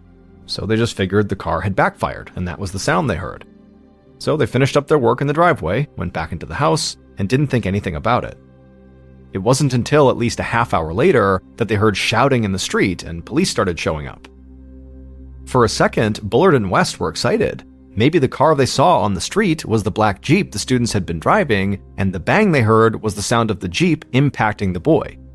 But when they asked the men what kind of car it was, they both said it was an Audi. The detectives pressed, asking if, it could have been possible that it was a black Jeep instead, but the men just laughed. Mistaking an Audi for a Jeep was not something they would do. Plus, the Audi was white, not black. As the detectives walked away from the men, they exchanged a look. They weren't quite sure what to make of this report of the white Audi. It certainly did not prove their theory that the college students in the black Jeep hit their victim. However, it didn't disprove it either. Still, Bullard quickly issued a bolo for the white Audi, which is a be on the lookout order that goes to police and media in the area. Bullard had no idea if anything would come from it. It was entirely possible that the Audi had nothing to do with the dead boy on the road. But the following morning, after the local news had run a story on the white Audi, Detective Bullard got a call at his desk. And when he answered, he heard the driver of the black Jeep from the night before. And in a shaking voice, she told Bullard that she and her friends had lied to him. A few hours later, Detectives West and Bullard sat down with the driver of the Jeep inside of an interview room at the police station. Bullard had a serious look on his face, but he didn't want to scare the driver into clamming up. So when he spoke in a calm, almost soothing voice. He asked the driver to tell him what really happened. When the driver began to speak, she couldn't look Bullard in the eye. She said that they had not really just stumbled onto the body like they had claimed. Instead, they had all been hanging out at their dorm when another friend of theirs had called. And the first thing this friend had said was, "Do you guys want to go see a dead body?" The driver couldn't explain to Bullard why she and the others had raced out to go see it. Maybe they were bored, or maybe it was just morbid curiosity. But as she spoke, she wiped tears from her eyes. She said that when they all got out to the body in the middle of the road, the friend who had called them about the body was standing there waiting for them. And as soon as the group saw the body, somebody shouted that they needed to call 911, but the other friend who had called them panicked. This other friend had been getting high at a nearby spot known as the Batcave, and at the mention of 911, she began to worry that the cops were going to bust her. So she ran off, got into her white Audi, and drove away. And shortly after that is when the man pulled up behind them, got out of his car, and he called 911. Bullard and West just stared at this young woman. On one hand, she did seem genuine. After all, she had called them. And she was admitting openly to some pretty reprehensible behavior. But on the other hand, her story didn't explain the blood and brain they had found on the bottom of her Jeep. Still, the detectives had to wait for results from tests the forensics team was running on the Jeep before they could know for sure if the Jeep, and the young woman sitting in front of them, had actually hit the victim. So West just told the driver that if this really is your true story, then we need to speak to the owner of that white Audi. In a trembling voice, the young woman then told them where they could find her friend.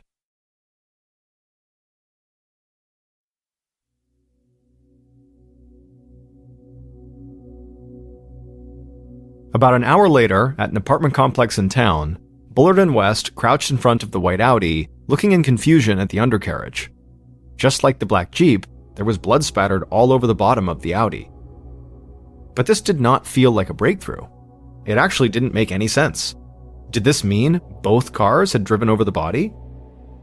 They quickly found the Audi's owner inside of one of the apartments, They told her they were impounding her car and then brought her to the station to question her.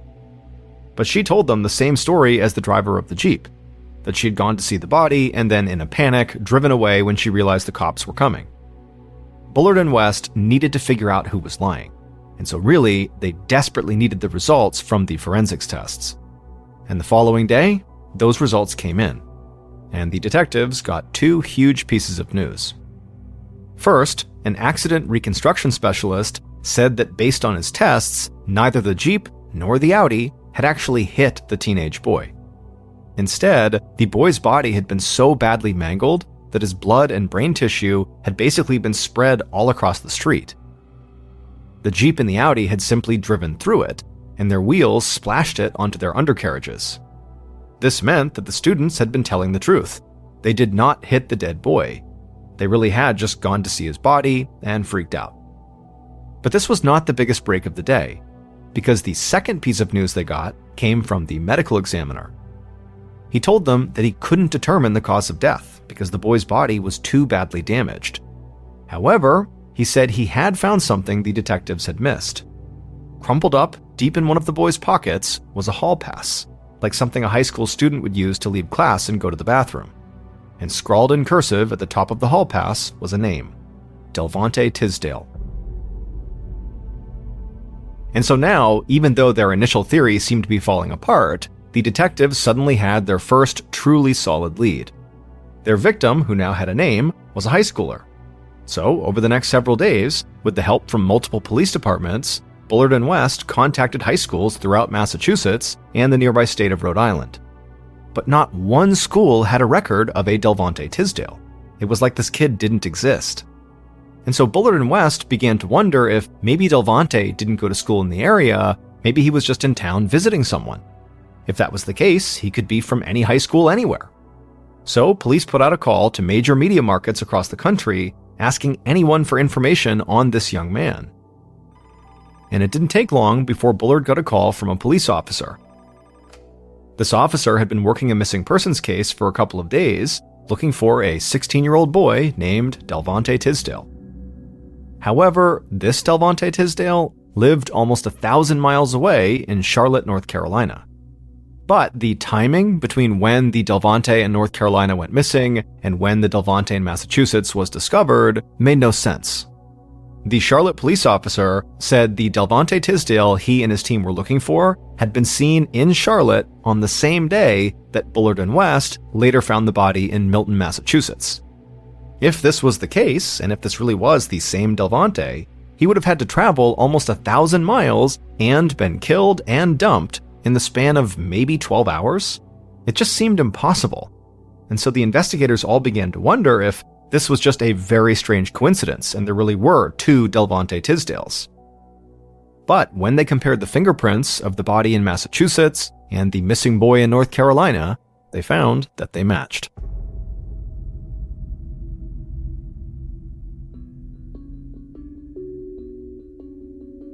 About a week after Delvante's body had been discovered, detectives Bullard and West flew from Massachusetts to North Carolina. And along with local police, they met Delvante's family at their house.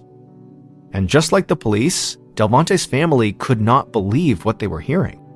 How could Delvante have died almost 1,000 miles away from home? Delvante's father and brother said they did not have any connections in Milton or in Boston. And on top of that, they said Delvante was like the perfect kid. He did great in school, and he was a respected member of the ROTC. Nobody wanted to hurt him. Investigators asked the family if they remembered what Delvante was wearing the last time they saw him, because when Delvante was found, all he had on were jeans and they were all torn up. And so police thought if they could find his missing clothing, it might lead them to whoever had done this. Delvante's brother said he'd seen him wearing jeans, a red shirt, and Nike tennis shoes. As West continued talking to Delvante's dad and brother and writing everything they said down, Bullard decided to go search Delvante's room to see if he could find anything else that might help. And as he walked down the hallway, he heard footsteps behind him. When he turned, he saw Delvante's younger sister. Bullard was about to ask if the girl was okay when she spoke. In a quiet, trembling voice, she said her father was not telling the whole story. Bullard could clearly see the girl was nervous, so he assured her that he was there to help and that she could tell him anything she knew.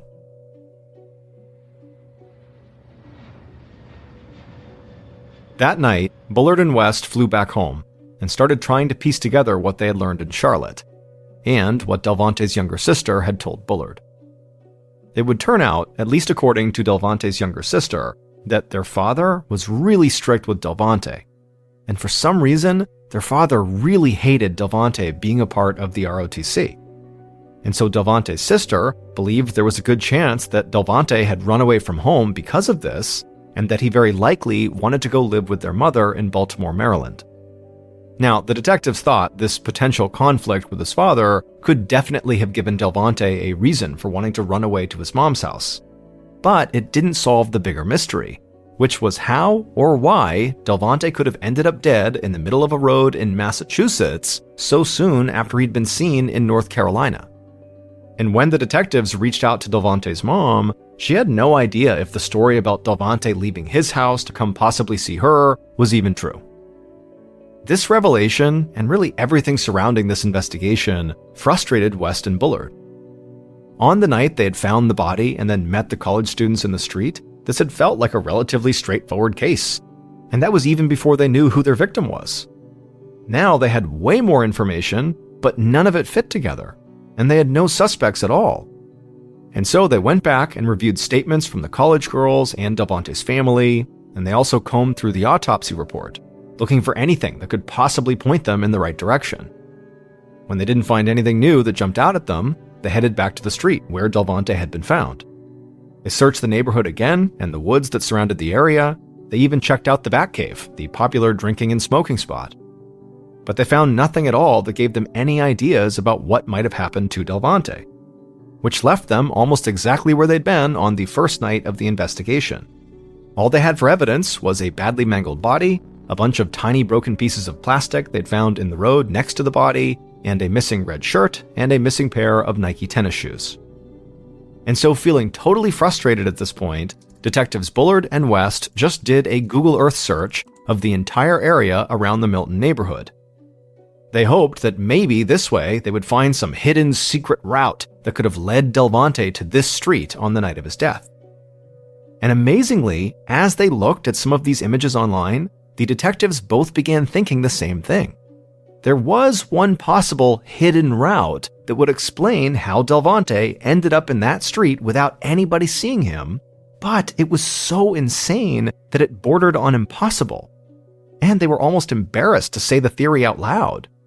In fact, this theory was so convoluted and improbable that they decided before they could say anything about it publicly, they needed to search one very specific area they'd seen in the Google Earth images to look for very specific pieces of evidence.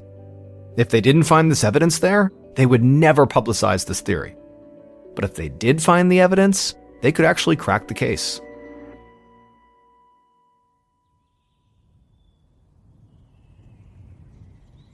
A little more than 2 weeks later, so in December of 2010, two investigators sent by Bullard and West walked through the dense woods of the Blue Hills Reservation, which was a forest a couple of miles from where Delvante's body had been found. Both of these investigators felt like they were on a wild goose chase, but an assignment was an assignment, so they did as they were told, and walked slowly and methodically through the underbrush with their eyes glued to the ground. And after hours of fruitless searching, one of the officers suddenly stopped cold and pointed to something just a few feet away from them. The two officers looked at each other like they couldn't believe this trip deep into the woods might actually pay off. They took a few steps closer to the object, and there, on the ground, was the evidence they had been sent out to find. They quickly bagged the evidence, hiked out of the woods, and headed right to the Milton Police Department. Detectives Bullard and West took one look at what these other investigators had found, and they both felt this huge rush of adrenaline. This was the exact evidence they had been looking for in the exact spot they hoped it would be, which meant their crazy theory had just solved the case.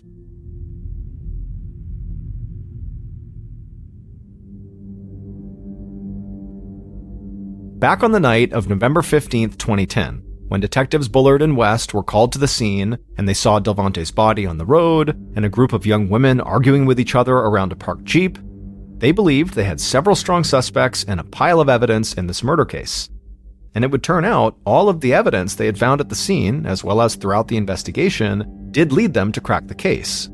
But after Bullard and West visited North Carolina and then came back home to piece together all of their evidence, they came to realize that Delvante's final night alive just did not play out like they had first suspected, because the evidence didn't mean what they thought it did.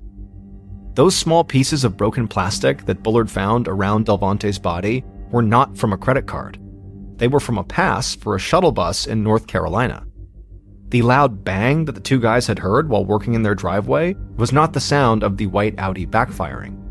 Instead, it was the sound of something very heavy slamming against the road at a very high speed.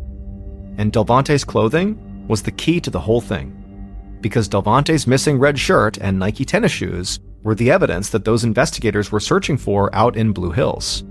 And when they found them, Bullard and West realized their crazy theory was correct. Because once the detectives had come back from North Carolina, they could only come up with one way Delvante could have been in both states in such a short period of time. He must have flown. But taking a flight did not explain how he ended up dead in the middle of some random residential street. And that's when they came up with their new theory. They did their Google Earth search and realized the street where they found Delvante happened to be directly beneath the flight path that airplanes take when flying into Boston Logan Airport. And so with the help from other law enforcement agencies, they expanded their search all along this flight path, and that included the forest of Blue Hills where Delvante's clothes were found. It would turn out that on the day Delvante was found dead, Delvante did run away from home in Charlotte, North Carolina.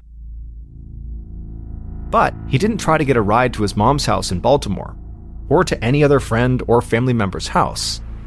Instead, he used a shuttle service from a hotel to get to the Charlotte airport. There, he crept through a damaged spot in the fence around the tarmac and climbed into the wheel well of an airplane, a plane that happened to be flying to Boston later that night. The wheel well was a dark, tight space about the size of the trunk of an average car, maybe a bit smaller, and it was filled with electrical equipment. And Delvante, once inside, just sat and waited for the plane to take off. But Delvante didn't realize that flying in a plane not in the cabin, for example, like in the wheel well where people are not supposed to be, is violent and extremely dangerous. And so when the plane he had smuggled himself into began speeding down the runway, Delvante would have been pressed up against a metal wall inside of the space, almost to the point of being crushed. And when the plane actually took off and left the ground, and the landing gear retracted into the wheel well, it would have caused an intense amount of heat in that space. And then as the plane climbed higher and higher, oxygen levels would have dropped significantly. Delvante would have struggled to breathe and eventually passed out. He very likely would have died fairly early on in the flight. However, his body would have remained stuck in the wheel well behind the landing gear until about 2 hours later, when the plane began its descent into Boston. When the landing gear lowered, when the plane was somewhere over Milton, Massachusetts, Delvante's dead body came tumbling out and fell 1,500 feet through the air. The loud bang sound the two young guys in Milton heard, that they thought was the sound of the Audi backfiring, that wasn't. That was the sound of Delvante's body hitting the pavement. The discovery of what really happened to Delvante left his family heartbroken and totally confused. They just couldn't understand how a teenage boy was able to sneak onto the runway of a major airport, climb into a plane's wheel well without airport security noticing. Eventually, the family would sue the city of Charlotte for damages. However, the case was dismissed. And so, despite movies and TV shows sometimes portraying people stowing away inside of a plane's wheel well and surviving the flight, the Delvante Tisdale story is proof that you can't.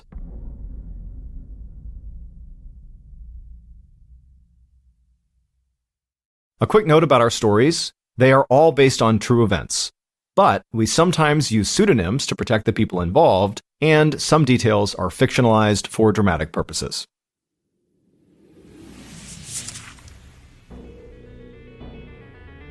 Thank you for listening to the MrBallen podcast. If you enjoyed today's story and you're looking for more bone-chilling content, Be sure to check out all of our studio's podcasts. This podcast, the MrBallen podcast, and also MrBallen's Medical Mysteries, Bedtime Stories, Wartime Stories, Run Fool, and Redacted.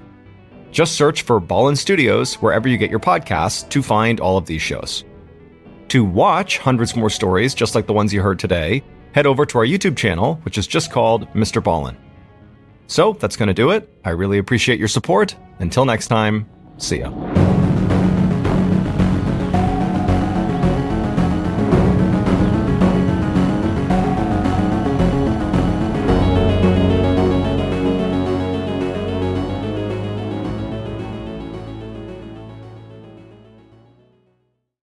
In the fall of 1994, a 52-year-old woman pulled into the driveway of her home in Cherry Hill, New Jersey, and then turned her car off.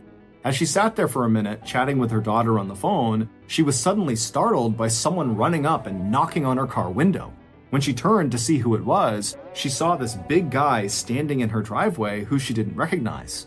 But when she rolled the window down just a couple of inches, and this guy was able to explain why he was there, the woman relaxed, and then she got out of the car, she shut the door behind her, and she led this guy into her home. That man would later be dubbed the Bathroom Man, and he was there to do something horrific to that woman. But before we get into that story, if you're a fan of the strange, dark, and mysterious delivered in story format, then you've come to the right podcast because that's all we do, and we upload twice a week, once on Monday and once on Thursday. So, if that's of interest to you, please bring the 5-star review button to the movies with you, but instead of giving them popcorn, give them butter-covered styrofoam. Also, please subscribe to the MrBallen podcast wherever you listen to podcasts so you don't miss any of our weekly uploads. Okay, let's get into today's story.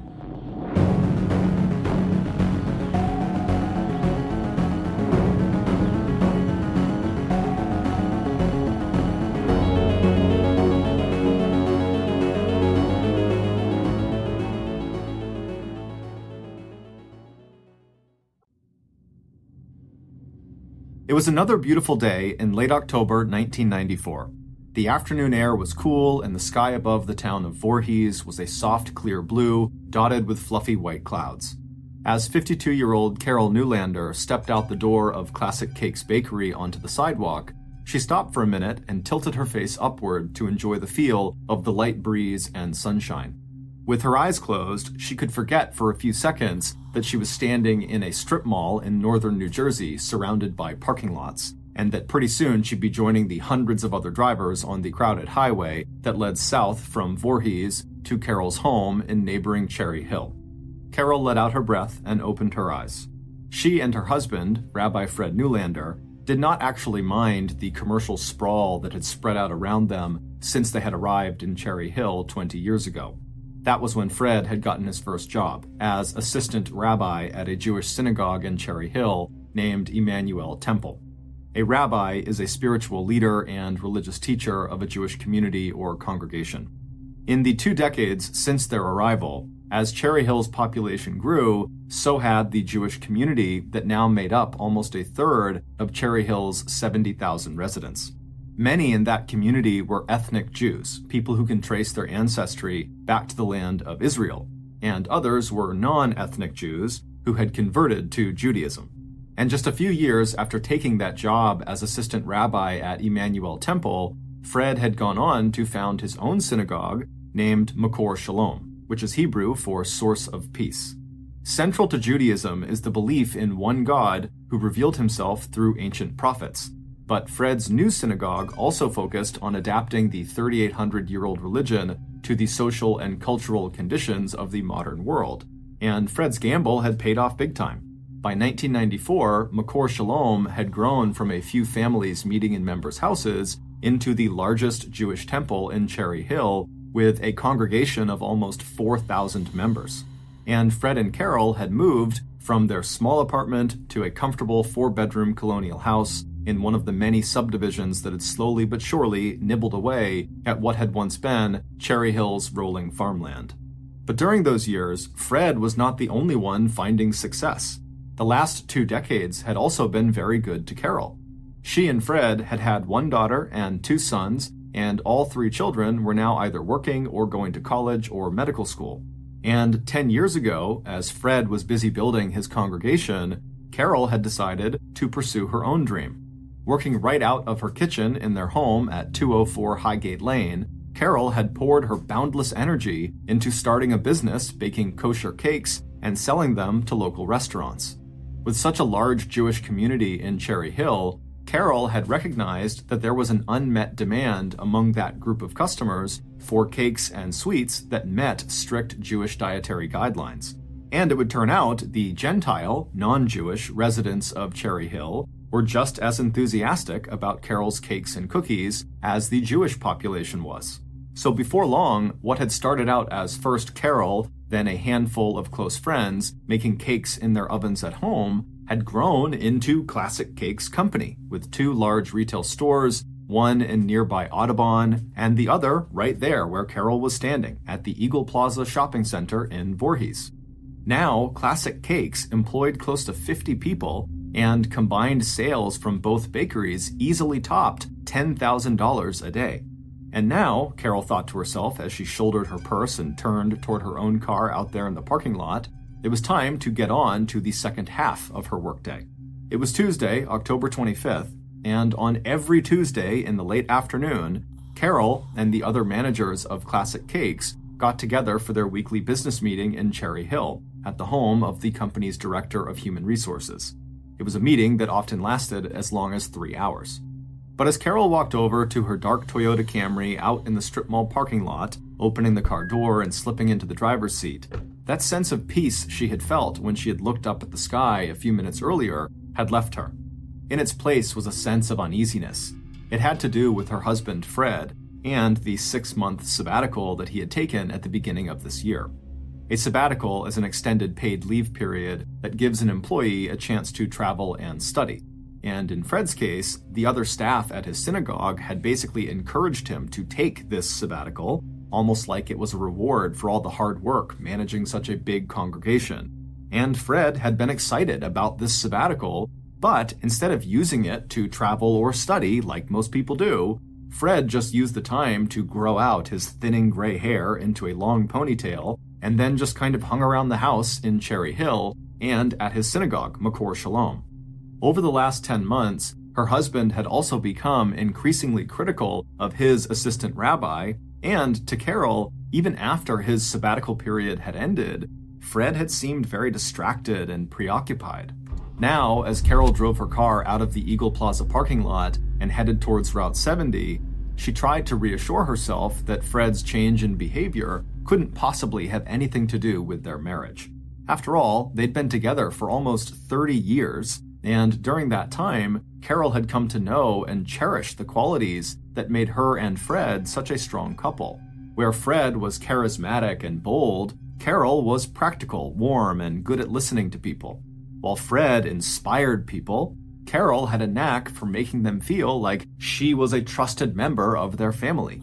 And even though they had come from such different backgrounds, Carol and Fred had formed a loving and productive partnership.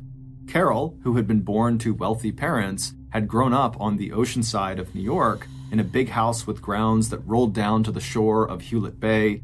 Fred, who was 1 year older than Carol, was the only child of immigrants who had grown up in the blue-collar section of Queens, New York, where his father had run a struggling dry cleaning business and his mother had stayed home to take care of Fred.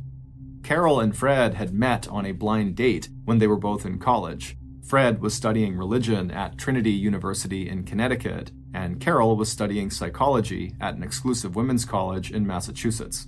Carol, who was small and elegant with auburn-colored hair, intelligent dark eyes, and great taste in clothes and jewelry, was instantly attracted to Fred, whose physical strength and rugged good looks made him seem much taller than his 5 feet 4 inch tall frame. The attraction was 100% mutual. The two of them got married in 1965, moved to Queens, where Fred was later ordained as a rabbi, and by 1971, Cherry Hill, New Jersey would become the Newlanders' permanent home. And while Carol knew that the passage of the years and the daily routines of everyday life were bound to take the edge off the passion and romance that had brought her and Fred together 3 decades earlier, but she still felt that same attraction to Fred, and she knew that he felt the same way about her. Besides, in less than a week, they'd have some much-needed time to spend together when they headed up to New York this Saturday, October 29th, to visit some relatives. With this comforting thought in mind, Carol dragged her thoughts back to the work ahead of her. And by 4 p.m., after stopping on her way to run a couple of errands, Carol pulled into the driveway of the house where she would meet with her management team. A few hours later, Carol was once again back in her Toyota Camry, but even now her workday was not quite finished, because it had become Carol's habit that several days a week she would take home that day's cash from both of her bakery branches, and then she would count the money right at her dining room table. Then, the next morning, she could just deposit the cash at the bank first thing. And while Carol thought this was an efficient and convenient way of doing things, Fred thought it was totally reckless, and he hated that she brought all that money home. Even though Carol kept telling Fred that no one outside of her management circle knew that she sometimes traveled with anywhere from $5,000 to $15,000 in cash tucked into her burgundy wallet at the bottom of her handbag, Fred told her that all of her bakery employees must see her walk out of the store with all that cash, and so he thought Carol was just asking to get robbed. But Carol had always waved off his concerns, saying that her employees were highly vetted and would never do that to her. And where they lived, Cherry Hill, was known as a very safe and quiet neighborhood. And so Carol told Fred that, no one's ever going to break in and try to steal from them. After getting the cash from both of her bakery locations and hopping back into her car to make the ride back home, Carol glanced at her watch and saw that she still had time to call her 24-year-old daughter, Rebecca. Rebecca was married and a hospital administrator in Philadelphia. Carol had always been very close with Rebecca, and so she cherished these daily phone calls with her. So as Carol drove along, she picked up her car phone, she dialed Rebecca's number, and a few minutes later, she and her daughter were chatting happily about the day's events. Carol was still on the phone when she pulled into her driveway at 204 Highgate Lane. But before she could wrap up the call with Rebecca, Carol was suddenly startled by a loud knock on her car window right next to her head. After nearly dropping her phone, Carol turned and looked outside and saw this huge man standing there right in her driveway. Seeing the look of alarm on Carol's face, the stranger stepped back and put his hands up in the air reassuringly. Carol told Rebecca, who was now asking, what's going on, to just hang on for a minute, that someone was here, and then Carol rolled her window down just a few inches and asked what this guy wanted. And the man in the driveway apologized for startling Carol, and then told her he was just there to see the rabbi and to deliver a package to him. Instantly, Carol could feel herself relax. She had been a rabbi's wife long enough that she'd come to expect visits from members of his congregation for all kinds of reasons and at all kinds of hours, day and night. Rolling the car window down the rest of the way, Carol smiled at the visitor and gestured toward the darkened house. She told him that the rabbi was not home yet, but the man was welcome to come inside and wait and deliver the package in person. After hearing bits of this conversation her mother had just had with this unexpected visitor, Rebecca felt concerned, and when her mom put the phone back to her ear, Rebecca asked her to please give a call once this guy has left so Rebecca would know that her mom was okay. Carol agreed and then ended the call with Rebecca, and then Carol got out of her car, she shut the door behind her, and began walking toward her house with the visitor walking right behind her. Carol had left her handbag filled with all the money in her car trunk. She would come out later when her visitor had left to bring it inside. But for now, Carol led the way to the front door, and when she got there, she unlocked it and gestured for her visitor to step into the small, warm entrance. But once the visitor was inside, the man began acting strange, glancing quickly left and right at the living room and dining rooms on either side of him and Carol. Then he began shifting his weight from one foot to another, and then suddenly, kind of awkwardly, he blurted out to Carol, can I just use your bathroom for a minute? Sensing what she took to be his embarrassment at having to make this request, Carol just smiled and said, of course, and directed him through the kitchen to the first floor bathroom at the back of the house. And then Carol walked back to the front of the house. When the man returned a few minutes later, Carol was standing near the front door looking through the mail that had been delivered that day, and she told the visitor that he was welcome to take a seat in the living room. But the big man just thanked her, said he was sorry for bothering her, and just handed Carol a plain white envelope and asked if she could give it to the rabbi. And then the visitor reached his hand out to open the front door. Meanwhile, almost without thinking, Carol, who had been going through the mail, when she was handed this envelope, she just opened it right away. And when she saw its contents, which was nothing, it was an empty envelope, she put her hand out and stopped this guy and said, "Hey, wait a minute, it's empty. Did you give me the right one?" The man looked startled and then told Carol he must have made a mistake and he picked up the wrong envelope earlier to bring by, and so he'd just have to come by another time. And then, without waiting to hear what Carol had to say, this man very quickly left the house and disappeared into the darkness. Back inside the house, Carol just tore up the empty envelope and dropped it into the wastebasket. Then she picked up the cordless landline phone and dialed Rebecca to tell her daughter that she didn't need to worry, that the man was gone. And as Carol told her daughter about this guy, she laughed and smiled to herself as she described how he came in and just used the bathroom, gave her an empty envelope, and then ran away. It was just another day in the life of a rabbi's wife. An odd but funny story that Carol would tell friends a couple of times in the following couple of days before forgetting all about it. But exactly 1 week later, both Carol and her daughter, Rebecca, would find themselves remembering that strange encounter all too well. Not long after 8 p.m. on the evening of Tuesday, November 1st, 1994, Carol was once again arriving at her home on Highgate Lane after having left the weekly Classic Cakes business meeting. The weekend trip she and Fred had just taken to New York had not gone at all the way Carol had hoped. And now, as she pulled her car into the driveway and looked at her darkened house, she told herself that the dissatisfaction that her husband had told her he felt in their marriage was just the result of a late midlife crisis. It had all come out during a big argument they had had on their way home from New York that past Sunday, and Carol was still feeling really hurt and angry. By Monday night, both Carol and Fred had calmed down and agreed that they would go to both separate and joint marriage counseling sessions. They had also talked to each other about cutting back on some of the activities that over the years had drawn them into almost separate lives, Fred's religious duties and Carol's business. But Carol was still upset and shaken, and as she parked her car, turned off the engine, grabbed her purse, and then walked through a swirl of fallen leaves to the house, all she wanted was to get inside and call her daughter Rebecca. Carol knew that hearing her daughter's voice, maybe planning a shopping trip together next weekend, would put Carol in a happier frame of mind. And sure enough, a few minutes later, when Carol heard her daughter pick up the phone and say hello, Carol's spirits lifted.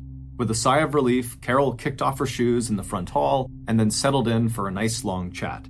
But only partway through their call, at around 8:30 p.m., Carol was interrupted by a knock on the front door. Carrying the cordless phone with her, Carol walked to the entryway and peered out the big oval stained glass window in the center of the door. Even through the colored glass, Carol recognized her visitor right away. It was the same huge guy who had stopped by last Tuesday with the empty envelope. Carol swung the door open, and even before the man had time to say, "Hey, it's me again," Carol had invited him inside. She assumed that he was there to see the rabbi again, or maybe this time deliver an envelope that actually had something inside of it. As the man stepped inside, Carol very quietly whispered into the phone to her daughter that her visitor was the bathroom man again. Then Carol turned to her visitor and said she'd be off the phone in a minute, and for now he should just make himself comfortable in the living room. A minute later, Carol wrapped up her call with her daughter, and she put the cordless phone down on a wooden bench in the entryway. And then when she turned around, she was surprised to see her visitor, the bathroom man, had still not moved to the living room. He was still just standing right in front of the front door. Carol let out a quiet sigh, thinking to herself this man was still just as awkward now as he had been the last time they had met. But Carol's years of practice as a hostess kicked in, and she made herself smile. And stepping in front of her visitor, Carol invited the man to follow her deeper into the house. But Carol had only taken 1 or 2 steps away from him when she suddenly felt a big hand grab her left shoulder. And then, before Carol could turn around or even understand what was happening, she felt an explosion of pain as something smashed into the back of her head. The blow was so hard it knocked Carol's glasses off of her face and sent her staggering into the middle of the living room.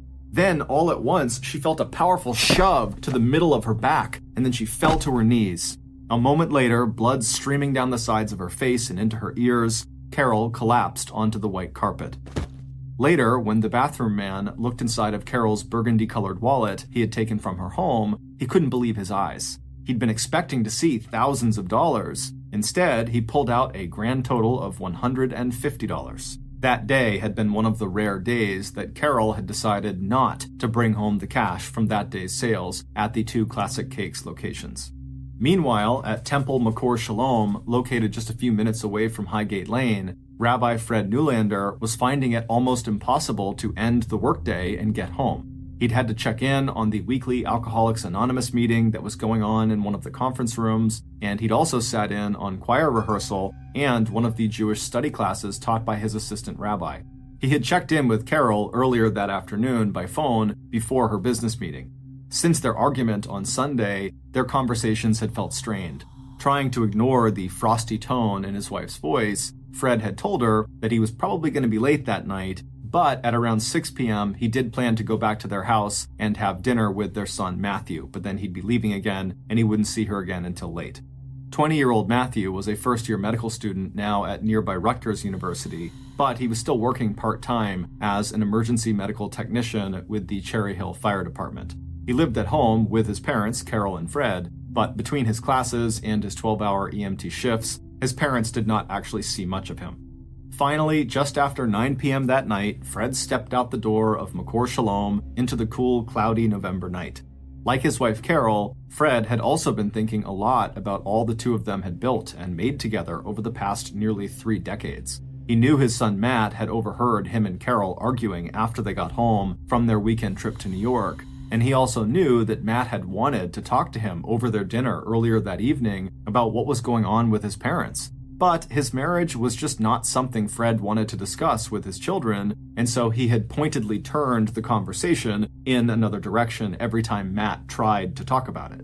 Now, 15 minutes after leaving the temple, Fred pulled his car into the driveway of 204 Highgate Lane. The lights were on in the house, and Carol's car was in its usual place. A minute later, at 9:20 p.m., Fred was at the front door of his house, and when he tried the handle, expecting it to be locked, he found it was unlocked. Fred shook his head at the lack of security, thinking about all that money Carol might be counting right now at the dining room table. Once the door was open, Fred expected to hear his wife immediately call out to see if that was him, but instead, the house seemed unusually still and quiet. And then, as Fred stepped inside the house, he saw Carol's feet just visible in the entrance to their living room. No shoes, just socks. A few more steps forward, and what Fred saw on the floor and walls and ceiling of the living room was so shocking that for a moment he was sure he was going to pass out. Struggling to make sense of the scene in front of him, Fred slowly started backing up and reaching out blindly behind him for the cordless phone that Carol had left in the entryway just an hour earlier. 2 minutes later, at 9:22 p.m., the dispatcher at the Cherry Hill Police Department picked up an incoming 911 call. The man's voice at the other end of the line sounded like it was being dragged out of him. "My wife is on the floor and there's blood all over." But a minute later, that same man's voice had sharpened into something closer to a scream. Standing in his front hallway talking to 911, Fred realized that his son Matthew was probably hearing this 911 call right now, and that Matt, being an EMT, might be among the medical personnel that were now being rushed to the Newlander family home. The last of his composure crumbled, and Fred began begging the 911 operator not to let his son anywhere near his house. He could not let his son see his mother the way she was. 7 minutes later, Highgate Lane was crowded with police cars and emergency vehicles. Matt had not been allowed inside of the house, and he and Fred were standing together at the end of the driveway when an EMT came over and told them that, unfortunately, Carol was deceased. And no, it did not look like suicide, it looked like murder.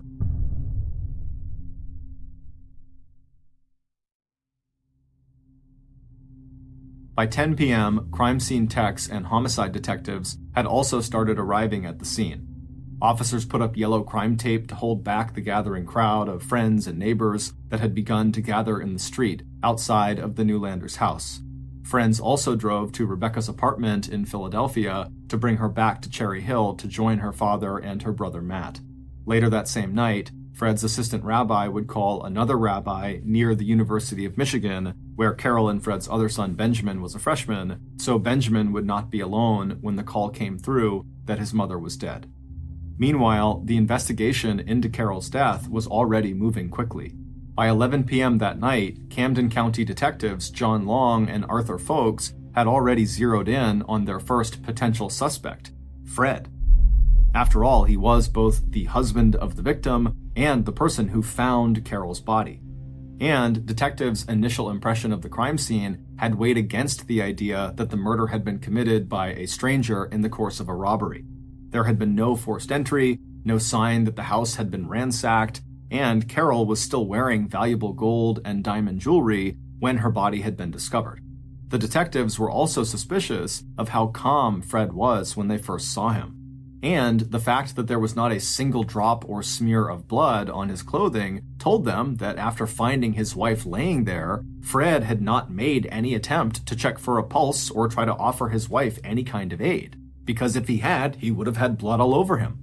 And although the detectives would have to wait until the forensics reports came back from the crime lab, the techs working the crime scene were not finding any fingerprints, no footprints or even impressions, and no sign of a murder weapon, which made investigators think that this attack had to have been carefully planned.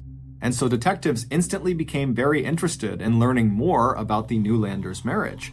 But before even having their first informal interview with Fred, the detectives assigned police officers to start interviewing neighbors to see if anyone had information about when Carol arrived home that evening and whether neighbors had seen any recent unusual or suspicious activity. Detectives also wanted to know if there were any security cameras on nearby homes that might have captured footage of someone entering or leaving the Newlander house. With all that done, the two detectives left the house just after 11 p.m. and joined Fred and his two older children inside the heated interior of one of the ambulances still parked outside the house. And right away, after speaking with them, the detectives learned about a new number one suspect. Because Rebecca had wasted no time telling the detectives about the two visits her mother had had from the so-called bathroom man, the stranger who had gone into the Newlander home with Carol exactly 1 week ago with the empty envelope, and the second visit had been that night. And now it seemed clear that tonight's visit from the bathroom man must have happened just before Carol was killed. And when Fred told police that Carol often brought home large amounts of cash from the bakeries, detectives realized that if all that turned out to be true, Carol may have been the target of a robbery after all. This possibility was strengthened when Fred and his children were able to confirm that there was something missing from the Newlander house, the burgundy-colored wallet where Carol hid her envelope full of cash. By 1:30 a.m. in the early hours of Wednesday, November 2nd, so just hours after Carol has been found, detectives had relocated to the Cherry Hill police station and were ready to conduct individual formal interviews, starting with Fred and his children. Rebecca repeated her information about the bathroom man, as well as telling police every detail she could remember from her recent phone calls with her mother. As for her parents' marriage, she said she was not aware of any serious problems or issues, but then again, she said she had not been living with them for some time. But in the interview with Rebecca's brother, Matt, which began at 2:30 a.m., he reluctantly admitted that his parents might have been going through some issues in their marriage. He told them about how his parents had gotten into that big fight during their car ride home from New York 3 days earlier, and that after they had returned, his mother had told him that his dad wanted out of the marriage. But by Monday, Matt said that things seemed to have calmed down, and yesterday afternoon, so Tuesday, the day Carol was killed, she'd even called Matt and told him not to worry, that his parents had done a lot of talking together and everything was going to be fine. It was 3:30 a.m. when Fred finally was asked to come into the interrogation room. When he answered the detective's questions, his voice sounded tired. By the end of the interview, it was obvious that he was finding it difficult to focus. He told investigators that the day before, he and Matthew had left the house together after their dinner around 6 p.m., and that Fred had gone straight to the temple, where he stayed until just a few minutes after 9 p.m. And then he drove back home and he discovered his wife. When asked, Fred told detectives that he didn't think Carol was having any issues with any of her coworkers at Classic Cakes. He also told detectives that he couldn't think of really anyone in her life that would want to hurt her. And as for this bathroom man and the letter or package he wanted to give to Rabbi Fred, Fred just shook his head. Unexpected and sometimes bizarre visits came with the territory of ministering to the religious and spiritual needs of 920 different families. But Fred said he was not aware of or expecting any deliveries back on October 25th, so the bathroom man's first visit to Carol, or last night when the bathroom man had made his second appearance. He told detectives that Carol had mentioned the first encounter with the bathroom man to him, but she had seemed more amused by the whole thing than alarmed by it. And she had apparently not given anyone, including Fred or Rebecca or Matt, a real description of what the bathroom man had looked like, aside from saying he was big and dressed in a windbreaker. As for Fred's relationship with Carol, he said it was good, very good, that they both had been very faithful to each other and that they loved each other and never had to go get counseling or anything like that, and at no point had their relationship ever come close to being physically abusive. As Fred said all this, the detectives were acutely aware of the fact that Fred did not mention the fight he had apparently gotten into with Carol a few days earlier, according to his son Matt. When Fred was asked about the lack of blood on his clothes and why he hadn't at least reached down and checked for a pulse when he saw his wife on the floor, Fred bowed his head and then told them that it was immediately obvious to him that she was dead. A few hours after Fred's interview, on that same morning, Wednesday, November 2nd, police were back at the Newlander house to do a thorough inspection of the outside of the property.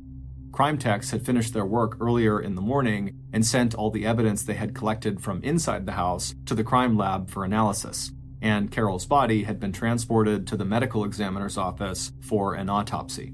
Neighbors woke up that Wednesday morning to the sight of investigators using a ladder truck they'd borrowed from the local fire department to check the roof of the Newlanders' house for any clues. Police officers had also fanned out to interview Carol's business partners and staff at Classic Cakes and Fred's assistant rabbi from Temple McCour Shalom. Other officers were tracking down any leads or information about deliveries to the Newlander property that may have been scheduled for around the time Carol was killed.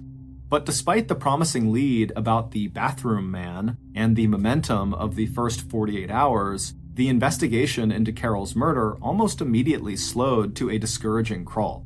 No one had come up with any information that would help police find this mysterious bathroom man. Investigators couldn't find any deliveries scheduled for the Newlander house on either October 25th or November 1st, the 2 days the bathroom man was there. And Fred's assistant rabbi just shook his head no when detectives asked him if he knew of any marital problems between Fred and Carol. On Thursday, 2 days after the murder, and the day Carol's body was released by the medical examiner's office back to her family, 2,000 people attended a funeral service for Carol that was held in the sanctuary of Temple McCour Shalom. And after the funeral service, Fred announced that Carol's Shiva, the Jewish equivalent of a wake, would be held at the Newlanders' house, in the same room where Carol was killed. Despite contractors having come in and thoroughly cleaned that room, Carol's friends and family still noticed faint bloodstains under the new coat of paint on the walls and ceiling. It wasn't until the Newlanders' phone records came back, a few weeks after Carol's death, that police finally got a break in the case. While looking for calls that had been made to or by Carol, police noticed one number that showed up over and over again. But it had nothing to do with Carol, and everything to do with her husband and a very high-profile member of his congregation. And by early December, police uncovered a scandal that would rock Cherry Hill and focus national media attention on one of the state's most charismatic religious leaders. Police would also find another possible suspect in the murder of Carol Newlander. It would turn out Fred had lied to police when he described his marriage as being really solid, and he'd told an even bigger lie when he described himself as being a faithful husband.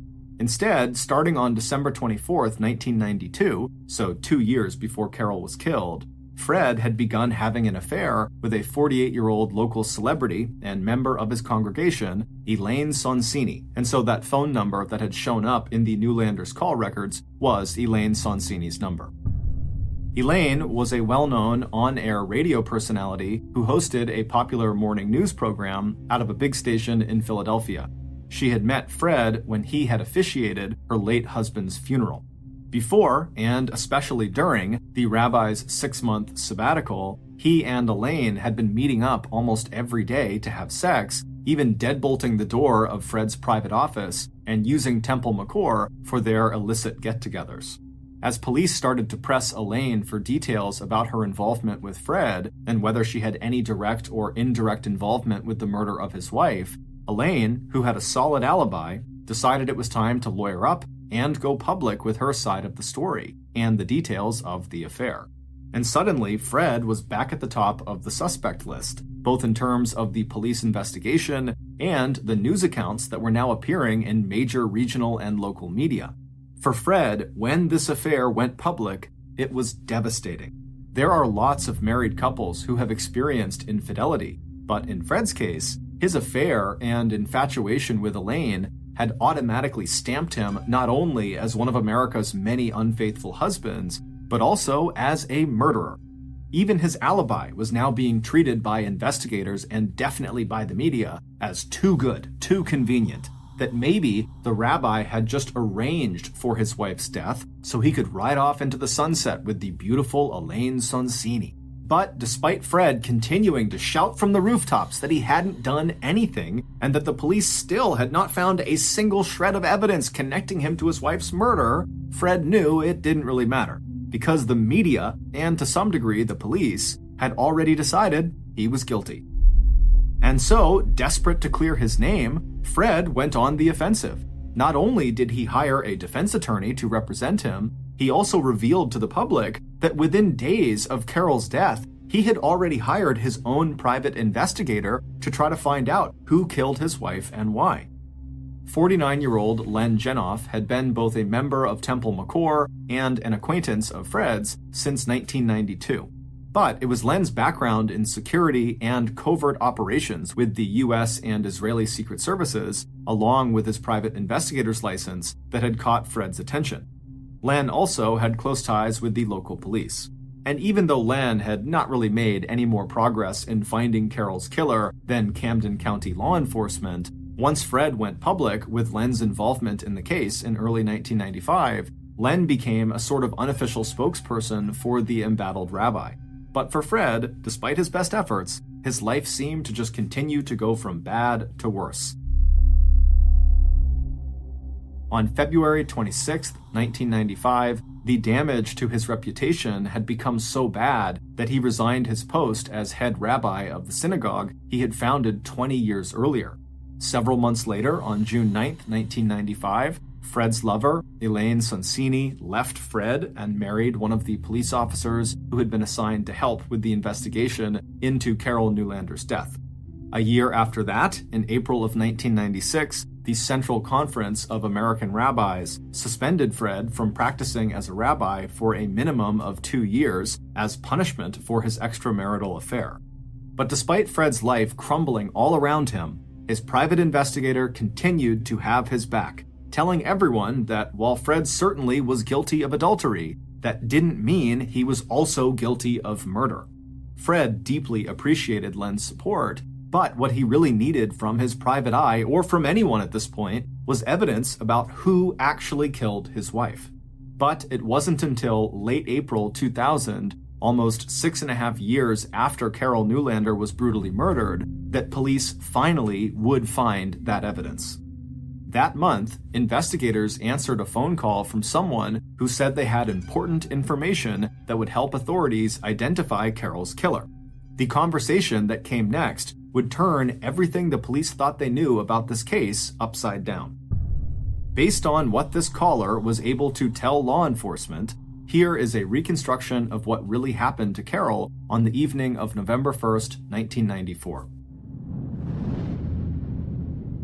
The bathroom man was sure he had planned Carol's murder down to the last detail. But when Carol had let him into her house on the night of Tuesday, October 25th, he knew right away that he had made a mistake. As soon as he stepped inside, he had seen immediately that Carol's purse, and more importantly, the burgundy-colored wallet, were nowhere in sight. And so the bathroom man, he struggled for a moment, trying to keep his composure before changing his plan. He had to be sure the purse and the wallet were here. So, thinking quickly, he asked Carol if he could use her bathroom. But instead of actually going to the bathroom, the man just walked around Carol's first floor, checking all of the rooms for this purse and wallet. But when he couldn't find them, he knew he'd just have to come back another time. And so he walked back to the front door where Carol was, and he handed her that envelope, telling her it was the package he had come to give to the rabbi, and then he was about to leave when Carol had opened it up. Now, the bathroom man knew the envelope was empty. Delivering it to the rabbi was just his excuse he was using to get inside of the house. And so when Carol immediately opened the envelope right in front of him and told him, "Hey, look, it's empty," the bathroom man suddenly panicked, wondering if Carol was onto him. But he could see in her face right away that she wasn't. She was just concerned he had not delivered the right letter, and so he should come by another time when he had the right letter. 1 week later, on November 1st, the bathroom man took steps not to repeat his earlier mistake. This time, he waited until Carol had walked inside of her house, carrying her purse over her shoulder, before he also walked up to the door and began knocking. Bathroom man felt a stab of alarm when the door opened and he saw that Carol was talking to someone on the telephone. But that was followed by relief when she invited him inside before he even had to say who he was or why he was there. Once inside, he glanced quickly into both front rooms, and this time he saw the purse sitting on the dining room table. Even as Carol finished her call and placed the cordless phone down on the bench near them in the entryway, bathroom man was already adjusting his windbreaker to make sure he could easily access the 1-foot-long metal pipe he had stuck in his back pants pocket. Satisfied that the purse and wallet were definitely here, he focused again on Carol and heard her tell him to follow her through the living room into the sun parlor. But as soon as Carol had turned away from him and had begun taking a few steps across the hardwood floor onto the white carpet, bathroom man reached behind his back and pulled out the metal pipe and clutched it in his right hand. And then, with his left hand, he reached out and he grabbed Carol's left shoulder, forcing her to come to an abrupt stop, and then before she could turn around, bathroom man had lifted the pipe into the air and brought it crashing down into the back of Carol's head. A moment later, he used his left hand to shove Carol hard in the center of her back, sending her flying into the living room where her knees began to buckle out from under her. As she collapsed forward onto the ground, Carol uttered a single word: "Why?" Bathroom man didn't answer her. Instead, he turned back to the door and quickly motioned to his much younger accomplice who was waiting outside in the bushes to come inside and finish the job. Seconds later, bathroom man had handed off the length of pipe to his much younger companion, and as bathroom man headed for the dining room to get the burgundy wallet out of Carol's purse, his companion got to work on Carol. From the dining room, bathroom man could hear the sickening thuds of what would be at least 12 savage blows to Carol's head that would break her skull and inflict catastrophic injuries to her brain.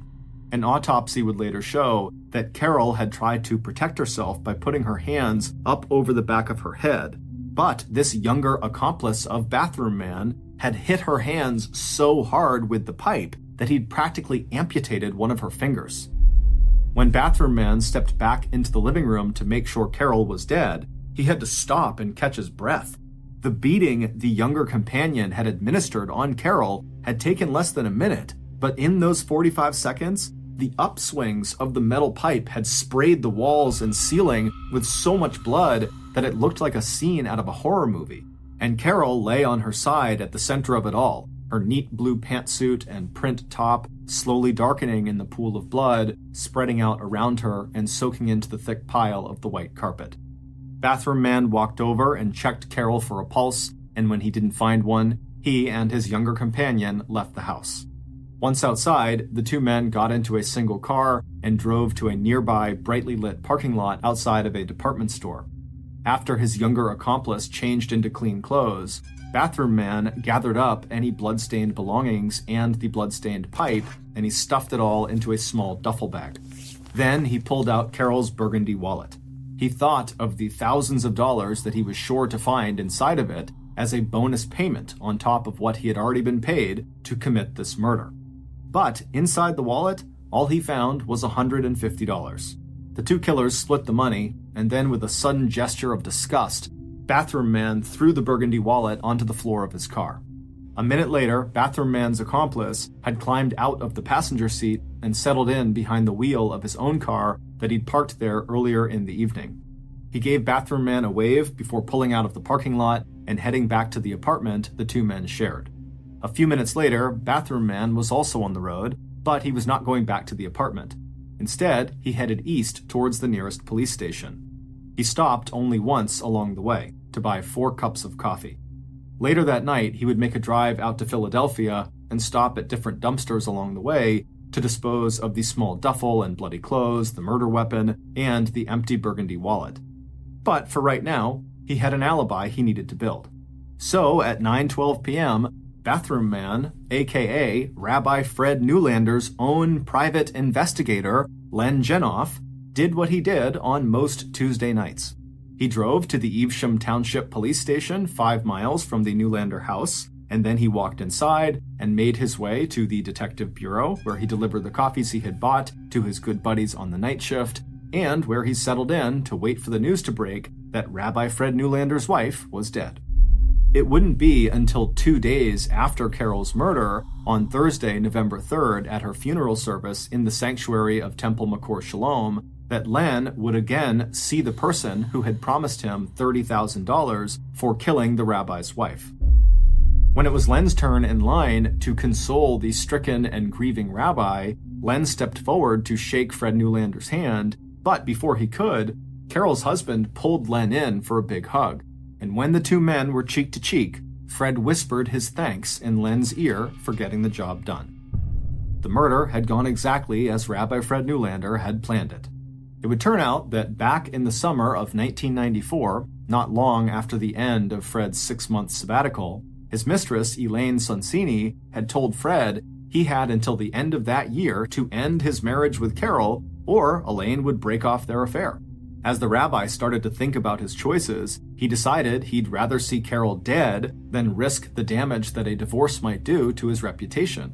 So, in August, Fred approached Len Genoff, a member of his congregation who claimed to have worked with both the U.S. and Israeli secret services. Both those claims, and almost everything else Len had told people about his background, insecurity, and covert operations, turned out to be false. But when Len's rabbi and spiritual leader Fred Newlander asked him if he would be willing to put his skills to work and kill a so-called enemy of Israel, Len said yes. Only the enemy turned out to be the rabbi's wife, and her only sin was that she stood between the rabbi and his mistress. While Len knew who Carol was, Carol did not know who Len was. There were over 4,000 people in the congregation, and so Carol and Len had just never actually met. After Len agreed to do the job, Fred spent the next few months explaining to Len exactly how he wanted the murder to look, like a robbery gone wrong. Fred also gave Len a hand-drawn map showing the layout of the inside of the Newlander house and where Len should look for Carol's purse and wallet. The murder would have to take place on a Tuesday night when Carol and Fred's son, Matthew, was at work, and when there were enough evening activities at the temple that Fred could construct an airtight alibi for himself. Then, immediately after the murder, the rabbi would hire Len to act as a private investigator working to clear the rabbi's good name.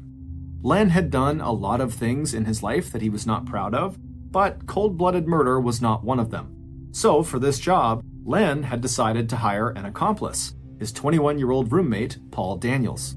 Like his older friend, Paul was a recovering alcoholic, but he was also broke and he suffered from a variety of mental disorders. When Len offered Paul $7,500 if Paul would actually be the one to kill Carol, Paul could not believe his good fortune. On October 20th, 1994, 2 weeks prior to Carol's murder, when Len had actually handed the $7,500 to his young accomplice, Paul had grabbed the money and then jumped up out of his chair, where he spent most of his days watching TV, and he began yelling in excitement, "That bitch is dead!" But starting immediately after Carol's murder, the guilt over what he had done started eating away at Len Genoff. And by the beginning of 1996, so roughly a year and a half after Carol's murder, Len had become an off-the-record source, that's someone who is never identified by name, for a reporter who was covering the investigation into the Carol Newlander homicide. And by May of 2000, almost 6 years after Carol's death, that reporter, who had gradually learned the truth from Len, had convinced Len to go to police and tell them the truth about what happened to Carol. It would take 2 trials before a jury found Fred Newlander guilty of the murder of his wife Carol. As a star witness, Len Genoff was both a blessing and a curse. He could implicate the rabbi as the mastermind who set up the homicide, but Len's own history of telling one huge lie after another about his own life and background threw everything he had to say into question. And compared to the eloquent denials of Rabbi Fred, and the fact that there was no hard evidence linking the rabbi to the actual murder, Fred Newlander's first trial in 2001 ended in a hung jury. But by the time the case was retried less than 1 year later, Rabbi Fred had lost his most important supporters, his children, Matt and Rebecca, both of whom wound up testifying against him. In November of 2002, Rabbi Fred was found guilty of murder and conspiracy, and on January 15, 2003, he was sentenced to 30 years to life in prison. Both Len Genoff and his accomplice Paul Daniels were convicted of aggravated manslaughter and sentenced to a maximum of 23 years. They were both released from prison in 2014 after serving their mandatory minimum of 10 years. Thank you for listening to the MrBallen podcast. If you got something out of this episode and you haven't done this already, please bring the 5-star review button to the movies with you, but instead of giving them popcorn, give them butter-covered styrofoam. Also, please subscribe to the MrBallen podcast on YouTube, Spotify, Apple Podcasts, Amazon, Google, and anywhere else you get your podcasts. This podcast airs every Monday and Thursday morning, but in the meantime, you can always watch one of the hundreds of stories we have posted on our main YouTube channel, which is just called MrBallen.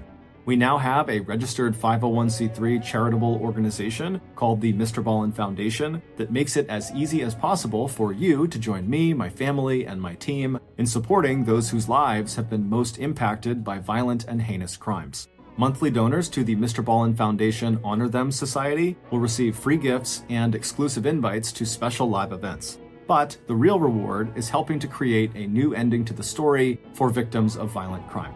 Go to MrBallen.Foundation and click Get Involved to join the Honor Them Society today.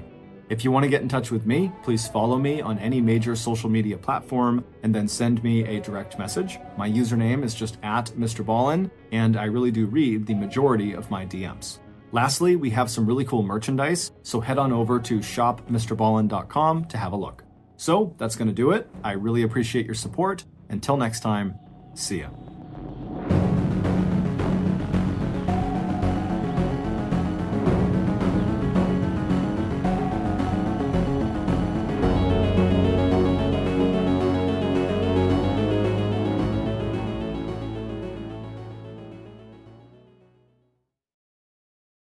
Early in the morning of October 3rd, 1994, a woman living in Eugene, Oregon, woke up in her first-floor bedroom to the sound of screaming coming from somewhere on the other side of her house.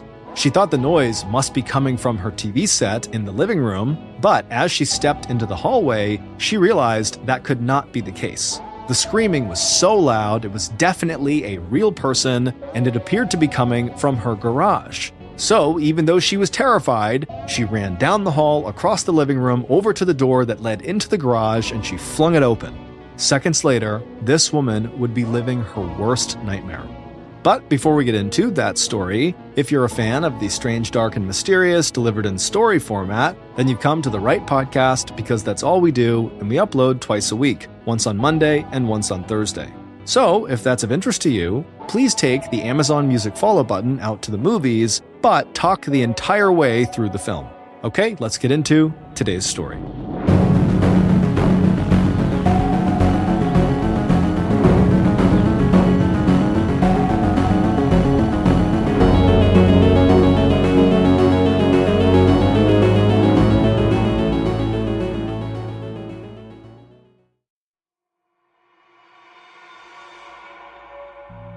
On a night in late September of 1994, 18-year-old Aaron Itura sat at the very front of a packed meeting room in a community center in Eugene, Oregon, staring out at the crowd of mostly teenagers.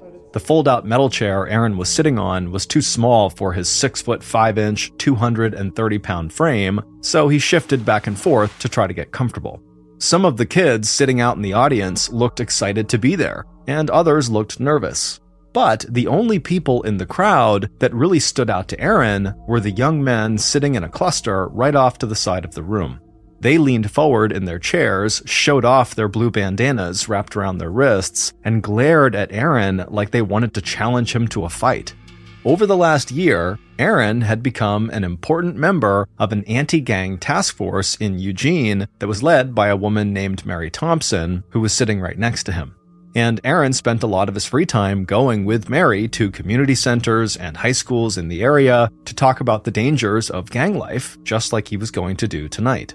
The crowds that Aaron and Mary spoke to at these events usually included kids and teenagers who had thought about joining a gang but wanted something better out of life. They also included former gang members who were trying to turn their lives around and current gang members who had been forced to attend by the state as part of their punishment for a crime they'd committed. But tonight, Aaron knew the cluster of young men glaring at him from the audience didn't fit into any of those groups. These were current gang members who were here by choice. They just wanted to intimidate Mary, Aaron, and the others who had come to speak out against gang life. And he knew, because of their blue bandanas, that they were members of Eugene's most powerful gang, the 74 Hoover Crips. And as far as they were concerned, Aaron was clearly their enemy. In school, Aaron saw members of the 74 Hoover Crips bully kids who they believed were weak and would fight anyone they didn't like, and he saw how the gang spread violence and fear throughout Eugene.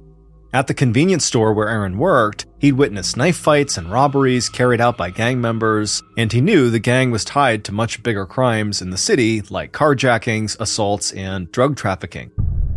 Eugene was a relatively small college town known for its natural beauty, with the Cascade Mountains in the east and the Willamette River winding through the city.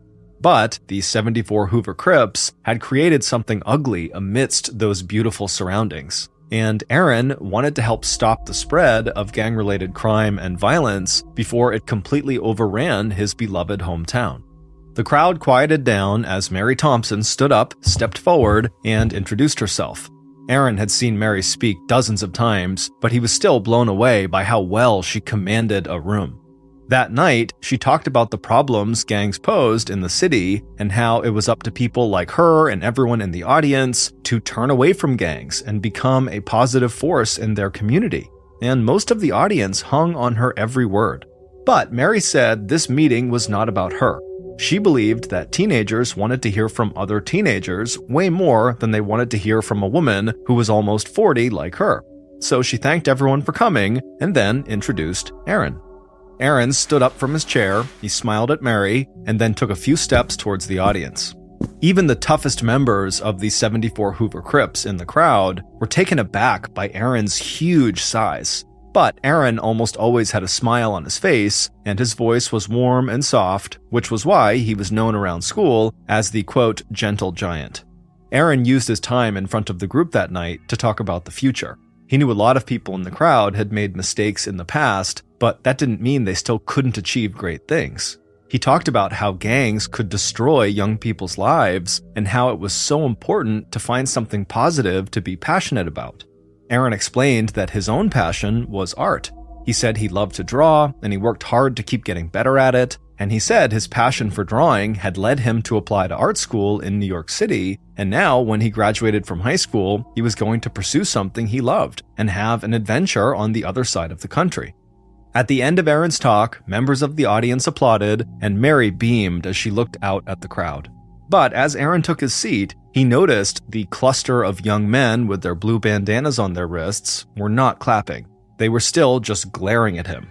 And when Mary stood up and wrapped up the meeting and said goodnight and told everyone to head out, those young men made sure to wait back and then stare back angrily at Aaron as they were the last to leave the room. Aaron tried not to let their stares bother him, but he couldn't help but feel a little rattled. Clearly, their intimidation technique had worked. But after the audience had left, Mary came over to him and gave him a big hug and said he did a great job, and suddenly Aaron felt a lot better. In the time that he had known Mary, he'd come to see her almost like a second mother. Aaron had a great relationship with his own mother, but he felt like Mary pushed him to be the best version of himself. and he was amazed that someone who had experienced as much heartache as Mary had could still be so positive and give so much of her time to helping others. Mary had become an anti-gang activist because she had personally seen what gangs in Eugene could do to young people and how they could tear families apart. Years earlier, Mary's son, Beau Flynn, had actually been one of the founders of Eugene's infamous 74 Hoover Crips when he was just 13 years old. And under Beau's leadership, the gang had grown, had acquired a sizable stash of guns, and had progressed from small-time robberies to more violent crimes with bigger payoffs. Mary had always been a very protective mother and would do anything for Beau, but she knew she was losing her son to this gang. And so when Beau's gang lifestyle began catching up to him, and he started going in and out of juvenile detention centers, Mary decided to form an anti-gang group to try to prevent other parents from having to experience what she was currently experiencing with her son. Over the past couple of years, Mary's anti-gang group had grown, and she'd quickly become one of the most well-known anti-gang activists in the Pacific Northwest. Through meetings, seminars, and TV appearances, Mary's message reached thousands of people in the region. And for a time, Mary's anti-gang messaging was not just helping the community, it also appeared to be having an impact at home on her son. For the past year, Mary's son, Beau, who was now 16, had been home from his latest stint in a juvenile detention center, and at first when he got home, it seemed like he was ready to just walk away from gang life, that he understood it was not good for him. And Mary thought that it was not just her own influence that had caused this change in her son, but also it was Aaron's voice that her son had listened to and was now responding to. Aaron had liked Mary's son, Beau, from the moment he met him. And Aaron, who was the oldest of 5 children, treated Beau like another younger sibling who needed to be looked after and protected. The 2 young men spent lots of time together at Mary's house after school, they hung out on the weekends, and Aaron always did his best to keep Beau out of trouble. And as the boys spent more time together, Mary hoped that Beau would start to think about his future, just like Aaron did. But Beau was not Aaron. And eventually, Beau was just not able to resist the allure of getting back into his gang life. And in mid-September, just weeks before Mary and Aaron's anti-gang meeting with the intimidating young men with bandanas staring at Aaron, Beau had gotten into a knife fight with a rival gang member, and he'd ended up back in a juvenile detention center. Mary was obviously heartbroken, and she now worried that Beau might never get to come home again. In the weeks following the knife attack by Beau and the anti-gang meeting that Aaron and Mary had run, Aaron continued to work with Mary to organize other events for the anti-gang group, but he also thought it was important to focus on the things he personally really loved in his life, like his artwork, his family, and his girlfriend. Aaron had been dating 22-year-old Carrie Barkley for a little over 4 months, and both of them were convinced the other was the love of their life. Their relationship had gotten serious very quickly, and so Carrie regularly spent the night at Aaron's house. In fact, she was there so often that Aaron's mother had begun to view Carrie less as Aaron's girlfriend and more as her daughter-in-law. At 10 p.m. on Sunday, October 2nd, so a few weeks after Beau's knife attack and Aaron and Mary's anti-gang meeting, Aaron and Carrie were relaxing on the couch inside of Aaron's home, watching TV and talking. Aaron sat with his arm wrapped around Carrie's shoulders, and Carrie, who was already dressed for bed in a white t-shirt and pajama pants, was curled up tightly right next to him. And as they sat there enjoying the night, the landline phone in Aaron's house suddenly started ringing. And immediately, Aaron leapt up off the couch and rushed to go answer it, but before he could, he heard the oldest of his sisters pick up the phone in her bedroom. So Aaron turned around and sat back down on the couch next to Carrie and put his arm back around her and kept watching TV. But almost as soon as he'd sat down, his sister, who had just answered the phone, walked into the living room. She said the person on the phone had asked for Aaron, but when she told the caller she'd go get him, the caller had hung up. Aaron told his sister not to worry about it, but when she left the room, a look of concern came across Aaron's face. He didn't know why someone would call him so late on a Sunday night just to hang up. But when Carrie, who could now see the look of concern on Aaron's face, asked Aaron what was wrong, he said, "Oh, everything's fine. Whoever called must have just realized they didn't actually need to talk to me, and so that's why they hung up. Carrie shrugged, and then the two of them settled back down on the couch and watched TV and talked for a few more hours. Then finally, at around midnight, Carrie said she was tired, so they decided to go to bed.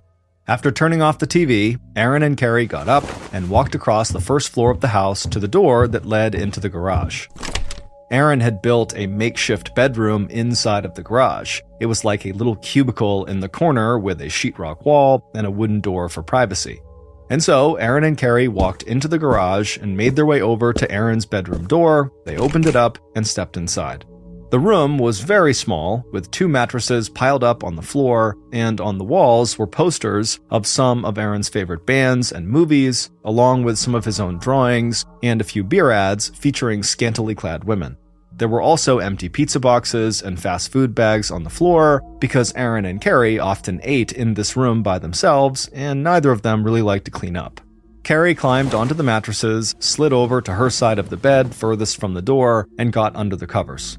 Then Aaron took off his shirt and jeans, got into bed next to her, gave her a kiss, and then soon after that, they both drifted off to sleep.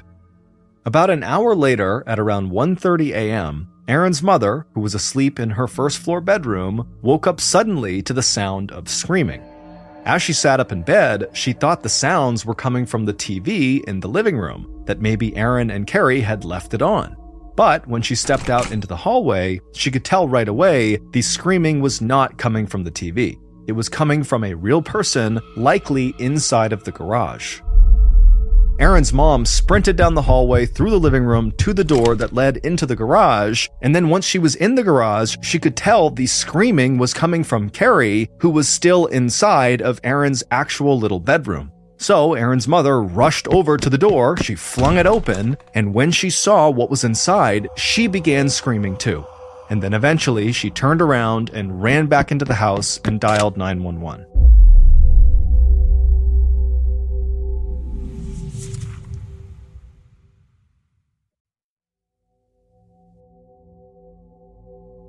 A couple hours later, at almost 4 a.m., Detective Jim Michaud of the Violent Crime Squad of the Eugene Department of Public Safety drove his 1993 Ford Taurus down a quiet, tree-lined street towards Aaron's house.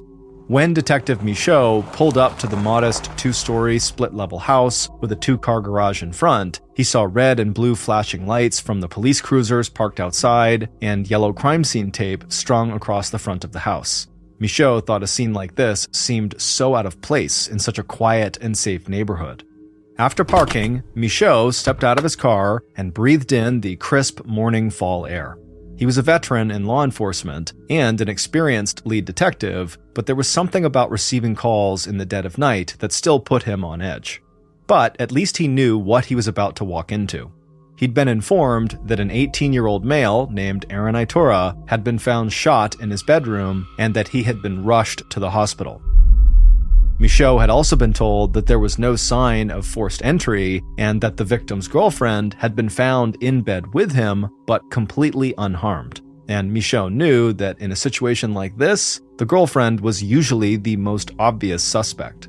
So Michaud walked up to the house, where he was greeted by the officers who were already on the scene. Those officers led him inside the house, where he saw Carrie sitting on the living room couch with Aaron's mother and his oldest sister. All 3 women were still in the clothes they'd been sleeping in, and they were crying and holding each other. But before Michaud could talk to them, he needed to see the crime scene. So he walked past the women and followed the officers out to the garage and into Aaron's makeshift bedroom. And when he stepped into that bedroom, he saw a pool of blood on one of the pillows, as well as blood spatter on the walls. After Michaud had studied the room for a few moments, he turned and headed back into the main house. And when he did, crime scene techs filtered back into the garage bedroom to take more photos and take more blood samples. Once Michaud was back in the living room and began approaching the 3 crying women on the couch, one of them, Aaron's mom, lifted her head up, and seeing Michaud walking toward her, she started begging him if she could be allowed to leave and go to the hospital to be with her son. It had been hours since the ambulance had taken him, and she couldn't stand the thought of Aaron lying in a hospital bed alone with nobody who loved him nearby. In a gentle voice, Michaud said he would make sure she got to the hospital as soon as possible, but he needed to do a couple of things before he could let her go. He told Erin's mom that he was the lead detective on this case and that he had a few questions for all of them. He also said that he would need to run gunpowder residue tests on her, her daughter, and Carrie. A residue test indicates whether or not someone has recently fired a gun. Michaud assured Erin's mother that this test was standard protocol for shootings, and she said that she understood. As an officer swabbed the women's hands as part of that gunpowder residue test, Michaud took a seat in front of the couch. Then, in a calm, steady voice, he asked them if they had seen or heard anything unusual in the house the previous night. Carrie sat forward and looked around to see if anybody else was going to speak, and then she cleared her throat and began talking. And as she did, Michaud watched her closely, because as of right now, she was his primary suspect.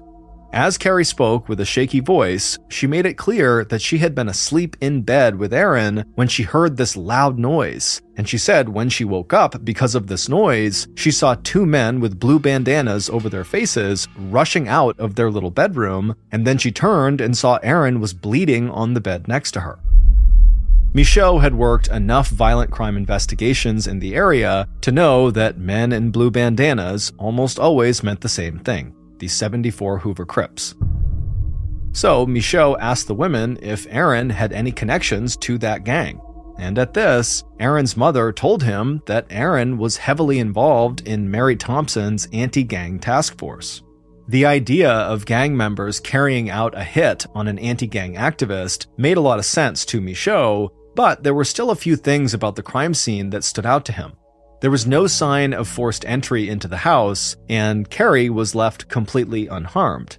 And in all the gang-style hits that Michaud knew about, the shooters almost always made sure no witnesses were left behind, meaning they killed everyone.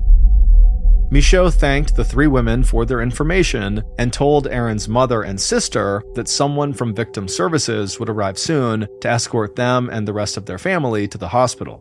Then Michaud turned to Carrie and said that she would actually need to come with him to the station. He explained that because she was literally in the room with Erin when he was shot, she likely had more information that could really help the police. In reality, Michaud figured that either Carrie was lying about seeing those two men in bandanas, or she was telling the truth and he had yet another case of gang violence on his hands. Either way, he needed to question Carrie further. When Michaud and Carrie arrived at the police station, Michaud led her into a small bright room, and then he sat down opposite her across a black wooden table. Carrie pulled a blanket she'd taken from Erin's house tight across her shoulders, but Michaud could still see spots of blood all over her white t-shirt. And Michaud could also see that she was trembling under the blanket. Michaud began to ask Carrie about her and Erin's relationship, if there were any problems between them, if they had fought recently. And Carrie would say no, they got along great, they were in love, they didn't fight, nothing. But when Michaud just continued to ask more and more questions about their relationship, Carrie picked up on the idea that she was being looked at as a suspect, and she finally just said, "Shouldn't you be out looking for the two men in bandanas that I saw? Why are we still talking about our relationship?" Michaud could sense Carrie's frustration and figured at this point he likely was not going to get very much more information out of her, and so Michaud shifted the conversation to something different and really specific. He said, "Okay, thank you so much for your help, but before you go, do you remember if you noticed anything missing from the bedroom? Did these two men wearing bandanas steal anything?" At first, Carrie said she couldn't think of anything, but then she remembered and she said, actually yes, a pack of cigarettes was missing from her purse. Michaud thought this was an odd thing for someone to steal during a shooting, but he didn't bring that up. Instead, he just thanked Carrie for her time and said someone would be there soon to take her home. Then he got up from the table, headed out of the room, and walked outside to his car. He held up his hand to shield his eyes from the morning sun. He was tired, but he knew he still had a long way to go before he could rest. A few hours later, at around 10:30 a.m., Erin's mother and Erin's siblings were by Erin's bedside at the hospital. As the machines that were keeping Erin alive buzzed and beeped, Erin's mother wiped the tears from her eyes and leaned in close to her son's ear. She whispered to him that she loved him and that he was the strongest person she ever knew, then she kissed him on his forehead. 15 minutes later, Aaron's brain activity ceased and he passed away. As doctors and nurses began coming into the room, Aaron's mother stepped back away from the bed and clung on to her other children who were crying in her arms. She had always said her family was like a wheel, and Aaron was the spoke that held it all together. Now he was gone, and she had no idea how she would keep living without him.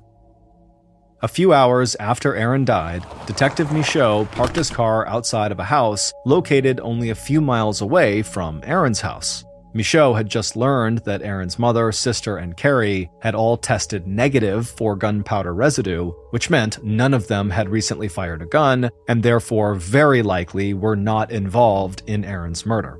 And so, after receiving these results, Michaud believed that Carrie must have been telling the truth about the two men in bandanas she'd seen in Aaron's bedroom. And so, Michaud thought that a gang-style hit now seemed like the strongest possibility for what happened. So now, he wanted to talk to the person who knew more about Aaron's anti-gang activities than anyone else, Mary Thompson, Aaron's mentor and leader of the anti-gang task force. Michaud got out of his car and walked up to Mary's front door and knocked. A moment later, the door swung open, and Mary quickly ushered Michaud inside to the kitchen, where they both sat down. Mary said she could not believe what happened to Aaron. He had been such a positive influence on young people in Eugene, and he'd been such a vital part of her anti-gang work. And with her son Beau already locked away, she told Michaud losing Aaron felt like she'd lost another son. Michaud felt bad for Mary, but he knew he had to ask her some pretty difficult questions, so instead of trying to make small talk, he just looked her in the eyes and said, "Mary, do you think Beau had anything to do with Aaron's death?" Remember, her son Beau was a founding member of the 74 Hoover Crips, which Michaud believes were involved in Aaron's death. Mary immediately shook off the idea that Beau could have had anything to do with Aaron's murder, but after she said this, she stood up and began pacing around the room.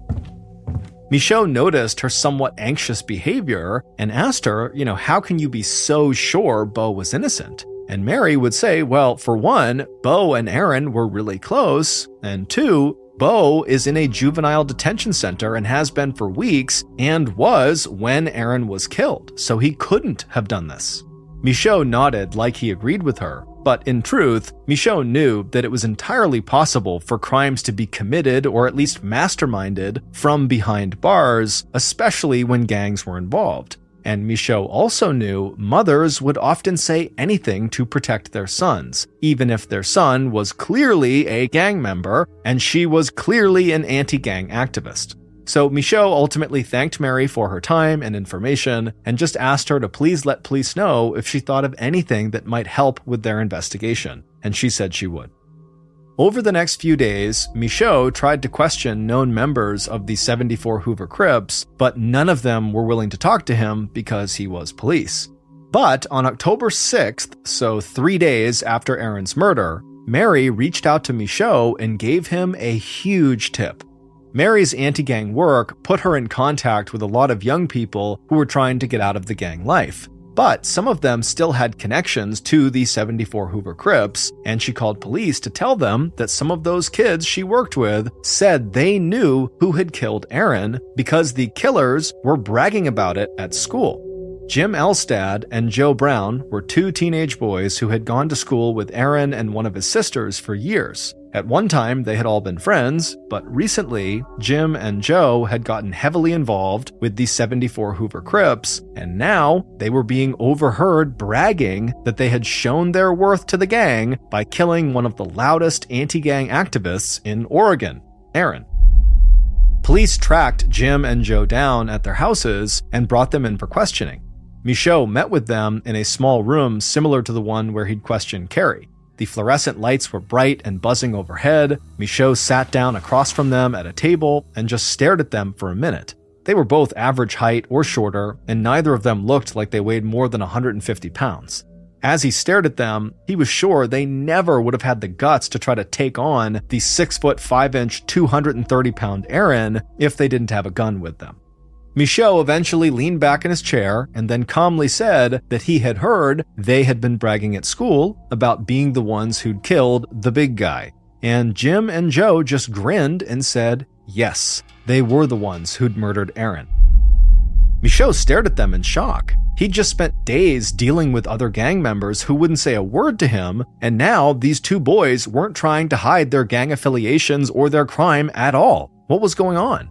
And so Michaud sat forward and asked them, okay, well, why'd you do it? And they said Aaron and his anti-gang activities were one of the main reasons police were paying so much attention to their gang, and they figured if they could take Aaron down, they could help bring down the entire anti-gang task force. Michaud could not believe how forthcoming they were being, so he just continued asking questions. He asked the boys to explain exactly how they killed Aaron, and again, without any hesitation, Jim and Joe told him. And the story they told matched up with the evidence police found in Aaron's bedroom, and it matched up with Carrie's story of what she saw on the night of the murder. Jim and Joe also told Michaud that after they shot Aaron and rushed out of his garage, they drove to the river and threw the gun in the water. And when they said this, Michaud remembered that earlier that day, a fisherman had turned in a gun he had retrieved in the water, and while police were still running tests on this gun to figure out if it was the murder weapon in Aaron's case, Michaud now understood that very likely it was. It was Jim and Joe's gun.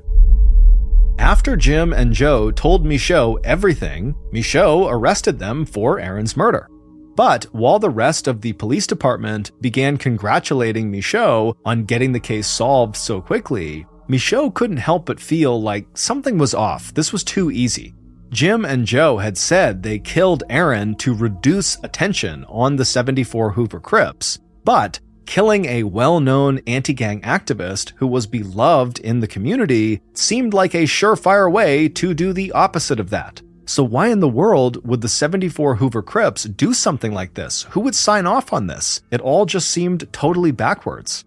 And it would turn out Michaud was right in thinking that this case was not quite solved yet, because Aaron's mother would receive a very strange phone call not long after Joe and Jim were arrested, and when she told Michaud about this strange phone call, it would send Michaud down a path he never expected to go down.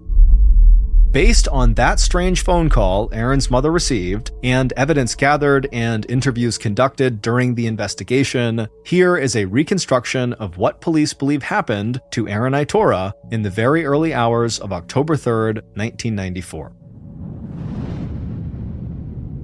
At 10 p.m. on October 2nd, a teenage girl sat in her bedroom. She stared at the swirling smoke and smelled the marijuana burning from the joint she held in her hand. With her other hand, she grabbed her phone and dialed a number. On the other end, she heard Aaron's sister answer. The girl asked the sister if Aaron was home, and as soon as Aaron's sister had said yes and that she'd go and get him, the caller hung up the phone. That was all the info she needed. The girl took another long, slow drag on the joint to calm her nerves, then she picked up the phone again and dialed another number. It was the number to the leader of the 74 Hoover Crips.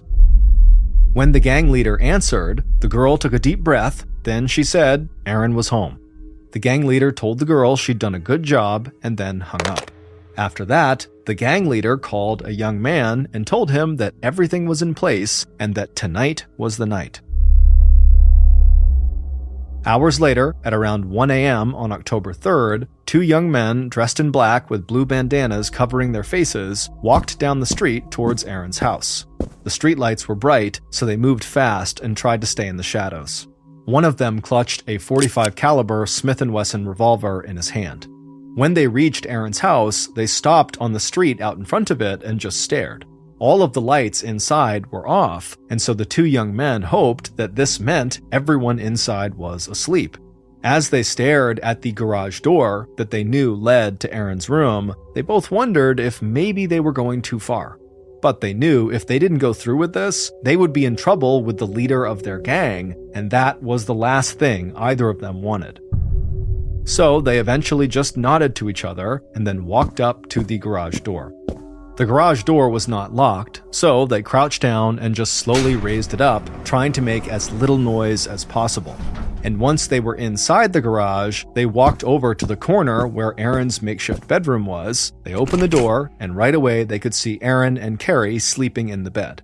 The young man who had the gun in his hand stayed by the door, getting the courage up to fire the gun, while the other young man crept forward and grabbed Carrie's purse, which was lying on the ground next to the bed. And after looking through it, he found a pack of cigarettes, pulled them out, and held them up to his partner standing by the door with the gun, like he was holding up his prize, and then after tucking the cigarettes into his pocket, he made his way back to the door. And at this point, the young man with the gun finally had the courage up, and he stepped forward till he was right next to the bed, and he held the gun out and looked straight down at Aaron. Aaron was sleeping on his side, with his face looking away from the gunman at Carrie. Then the gunman took several short breaths, made sure he was aiming his revolver point blank at the back of Aaron's head, and then he fired. As the two young men turned and ran out of the bedroom, Carrie was already sitting up and screaming. So the two men just continued running out of the garage, out onto the street, down the road to their car. They hopped inside, they fired it on, peeled out, and sped off down the street.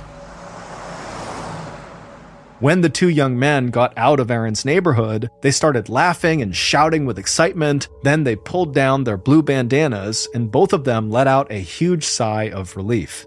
Jim and Joe were these two young men. They really had murdered Aaron just like they had confessed to. But they had left out a crucial detail to their confession, which was who told them to kill Aaron. Not long after speeding away from Aaron's house, Jim and Joe arrived outside of a new location, another house. Once they scanned behind them to make sure no one had followed them, they hopped out of the car and made their way up to the front door of this house and knocked.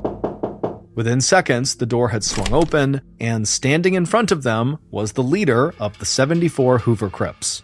She looked at them with a neutral expression, then scanned behind them to make sure they were alone, and then she told them to come inside. It would turn out the real leader of the 74 Hoover Crips was not Bo. It was his mother, Mary Thompson, one of the leading anti-gang activists in the Pacific Northwest. She used her position as a mentor in the community not to try to scare young people away from gang life, but instead to actively recruit them for her gang. And for a long time, this setup had worked out great, until recently when her son, who really was a founder of the 74 Hoover Crips, Bo, got arrested for attacking a man with a knife. And while there were lots of witnesses to this attack, only one person was prepared to actually testify in court. And that person was Aaron, because Aaron was actually an anti-gang activist, even if it was awkward that he was testifying against Bo, the son of the person he worked with. And as Bo's trial approached, Mary decided Aaron just needed to be silenced, so she ordered his execution. When Jim and Joe confessed to killing Aaron, they never gave Mary away. They took the fall completely for the killing. But for reasons no one understands, 3 days after the murder, Mary herself decided to call Aaron's mother. And on this phone call, she says to Aaron's mother, if Aaron had just kept his mouth shut, none of this would have happened. Aaron's mother was floored by this statement, and so she immediately called Michaud, who also thought Mary's comment was totally out of place, and soon after, he arranged for a wiretap of Mary's phones, and quickly the full extent of her involvement in citywide gang activity and the role she played in Aaron's murder became clear. Mary was ultimately found guilty of aggravated murder and sentenced to life in prison. But due to a legal technicality, her sentence was reduced and she was released after serving only 23 years. Before his death, Aaron had become an organ donor, and after his death, 5 people received his organs and their lives were saved because of Aaron.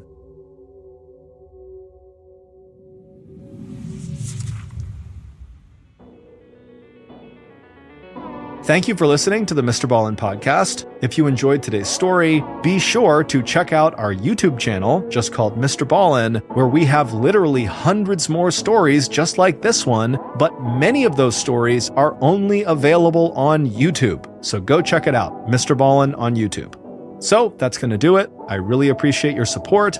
Until next time, see ya.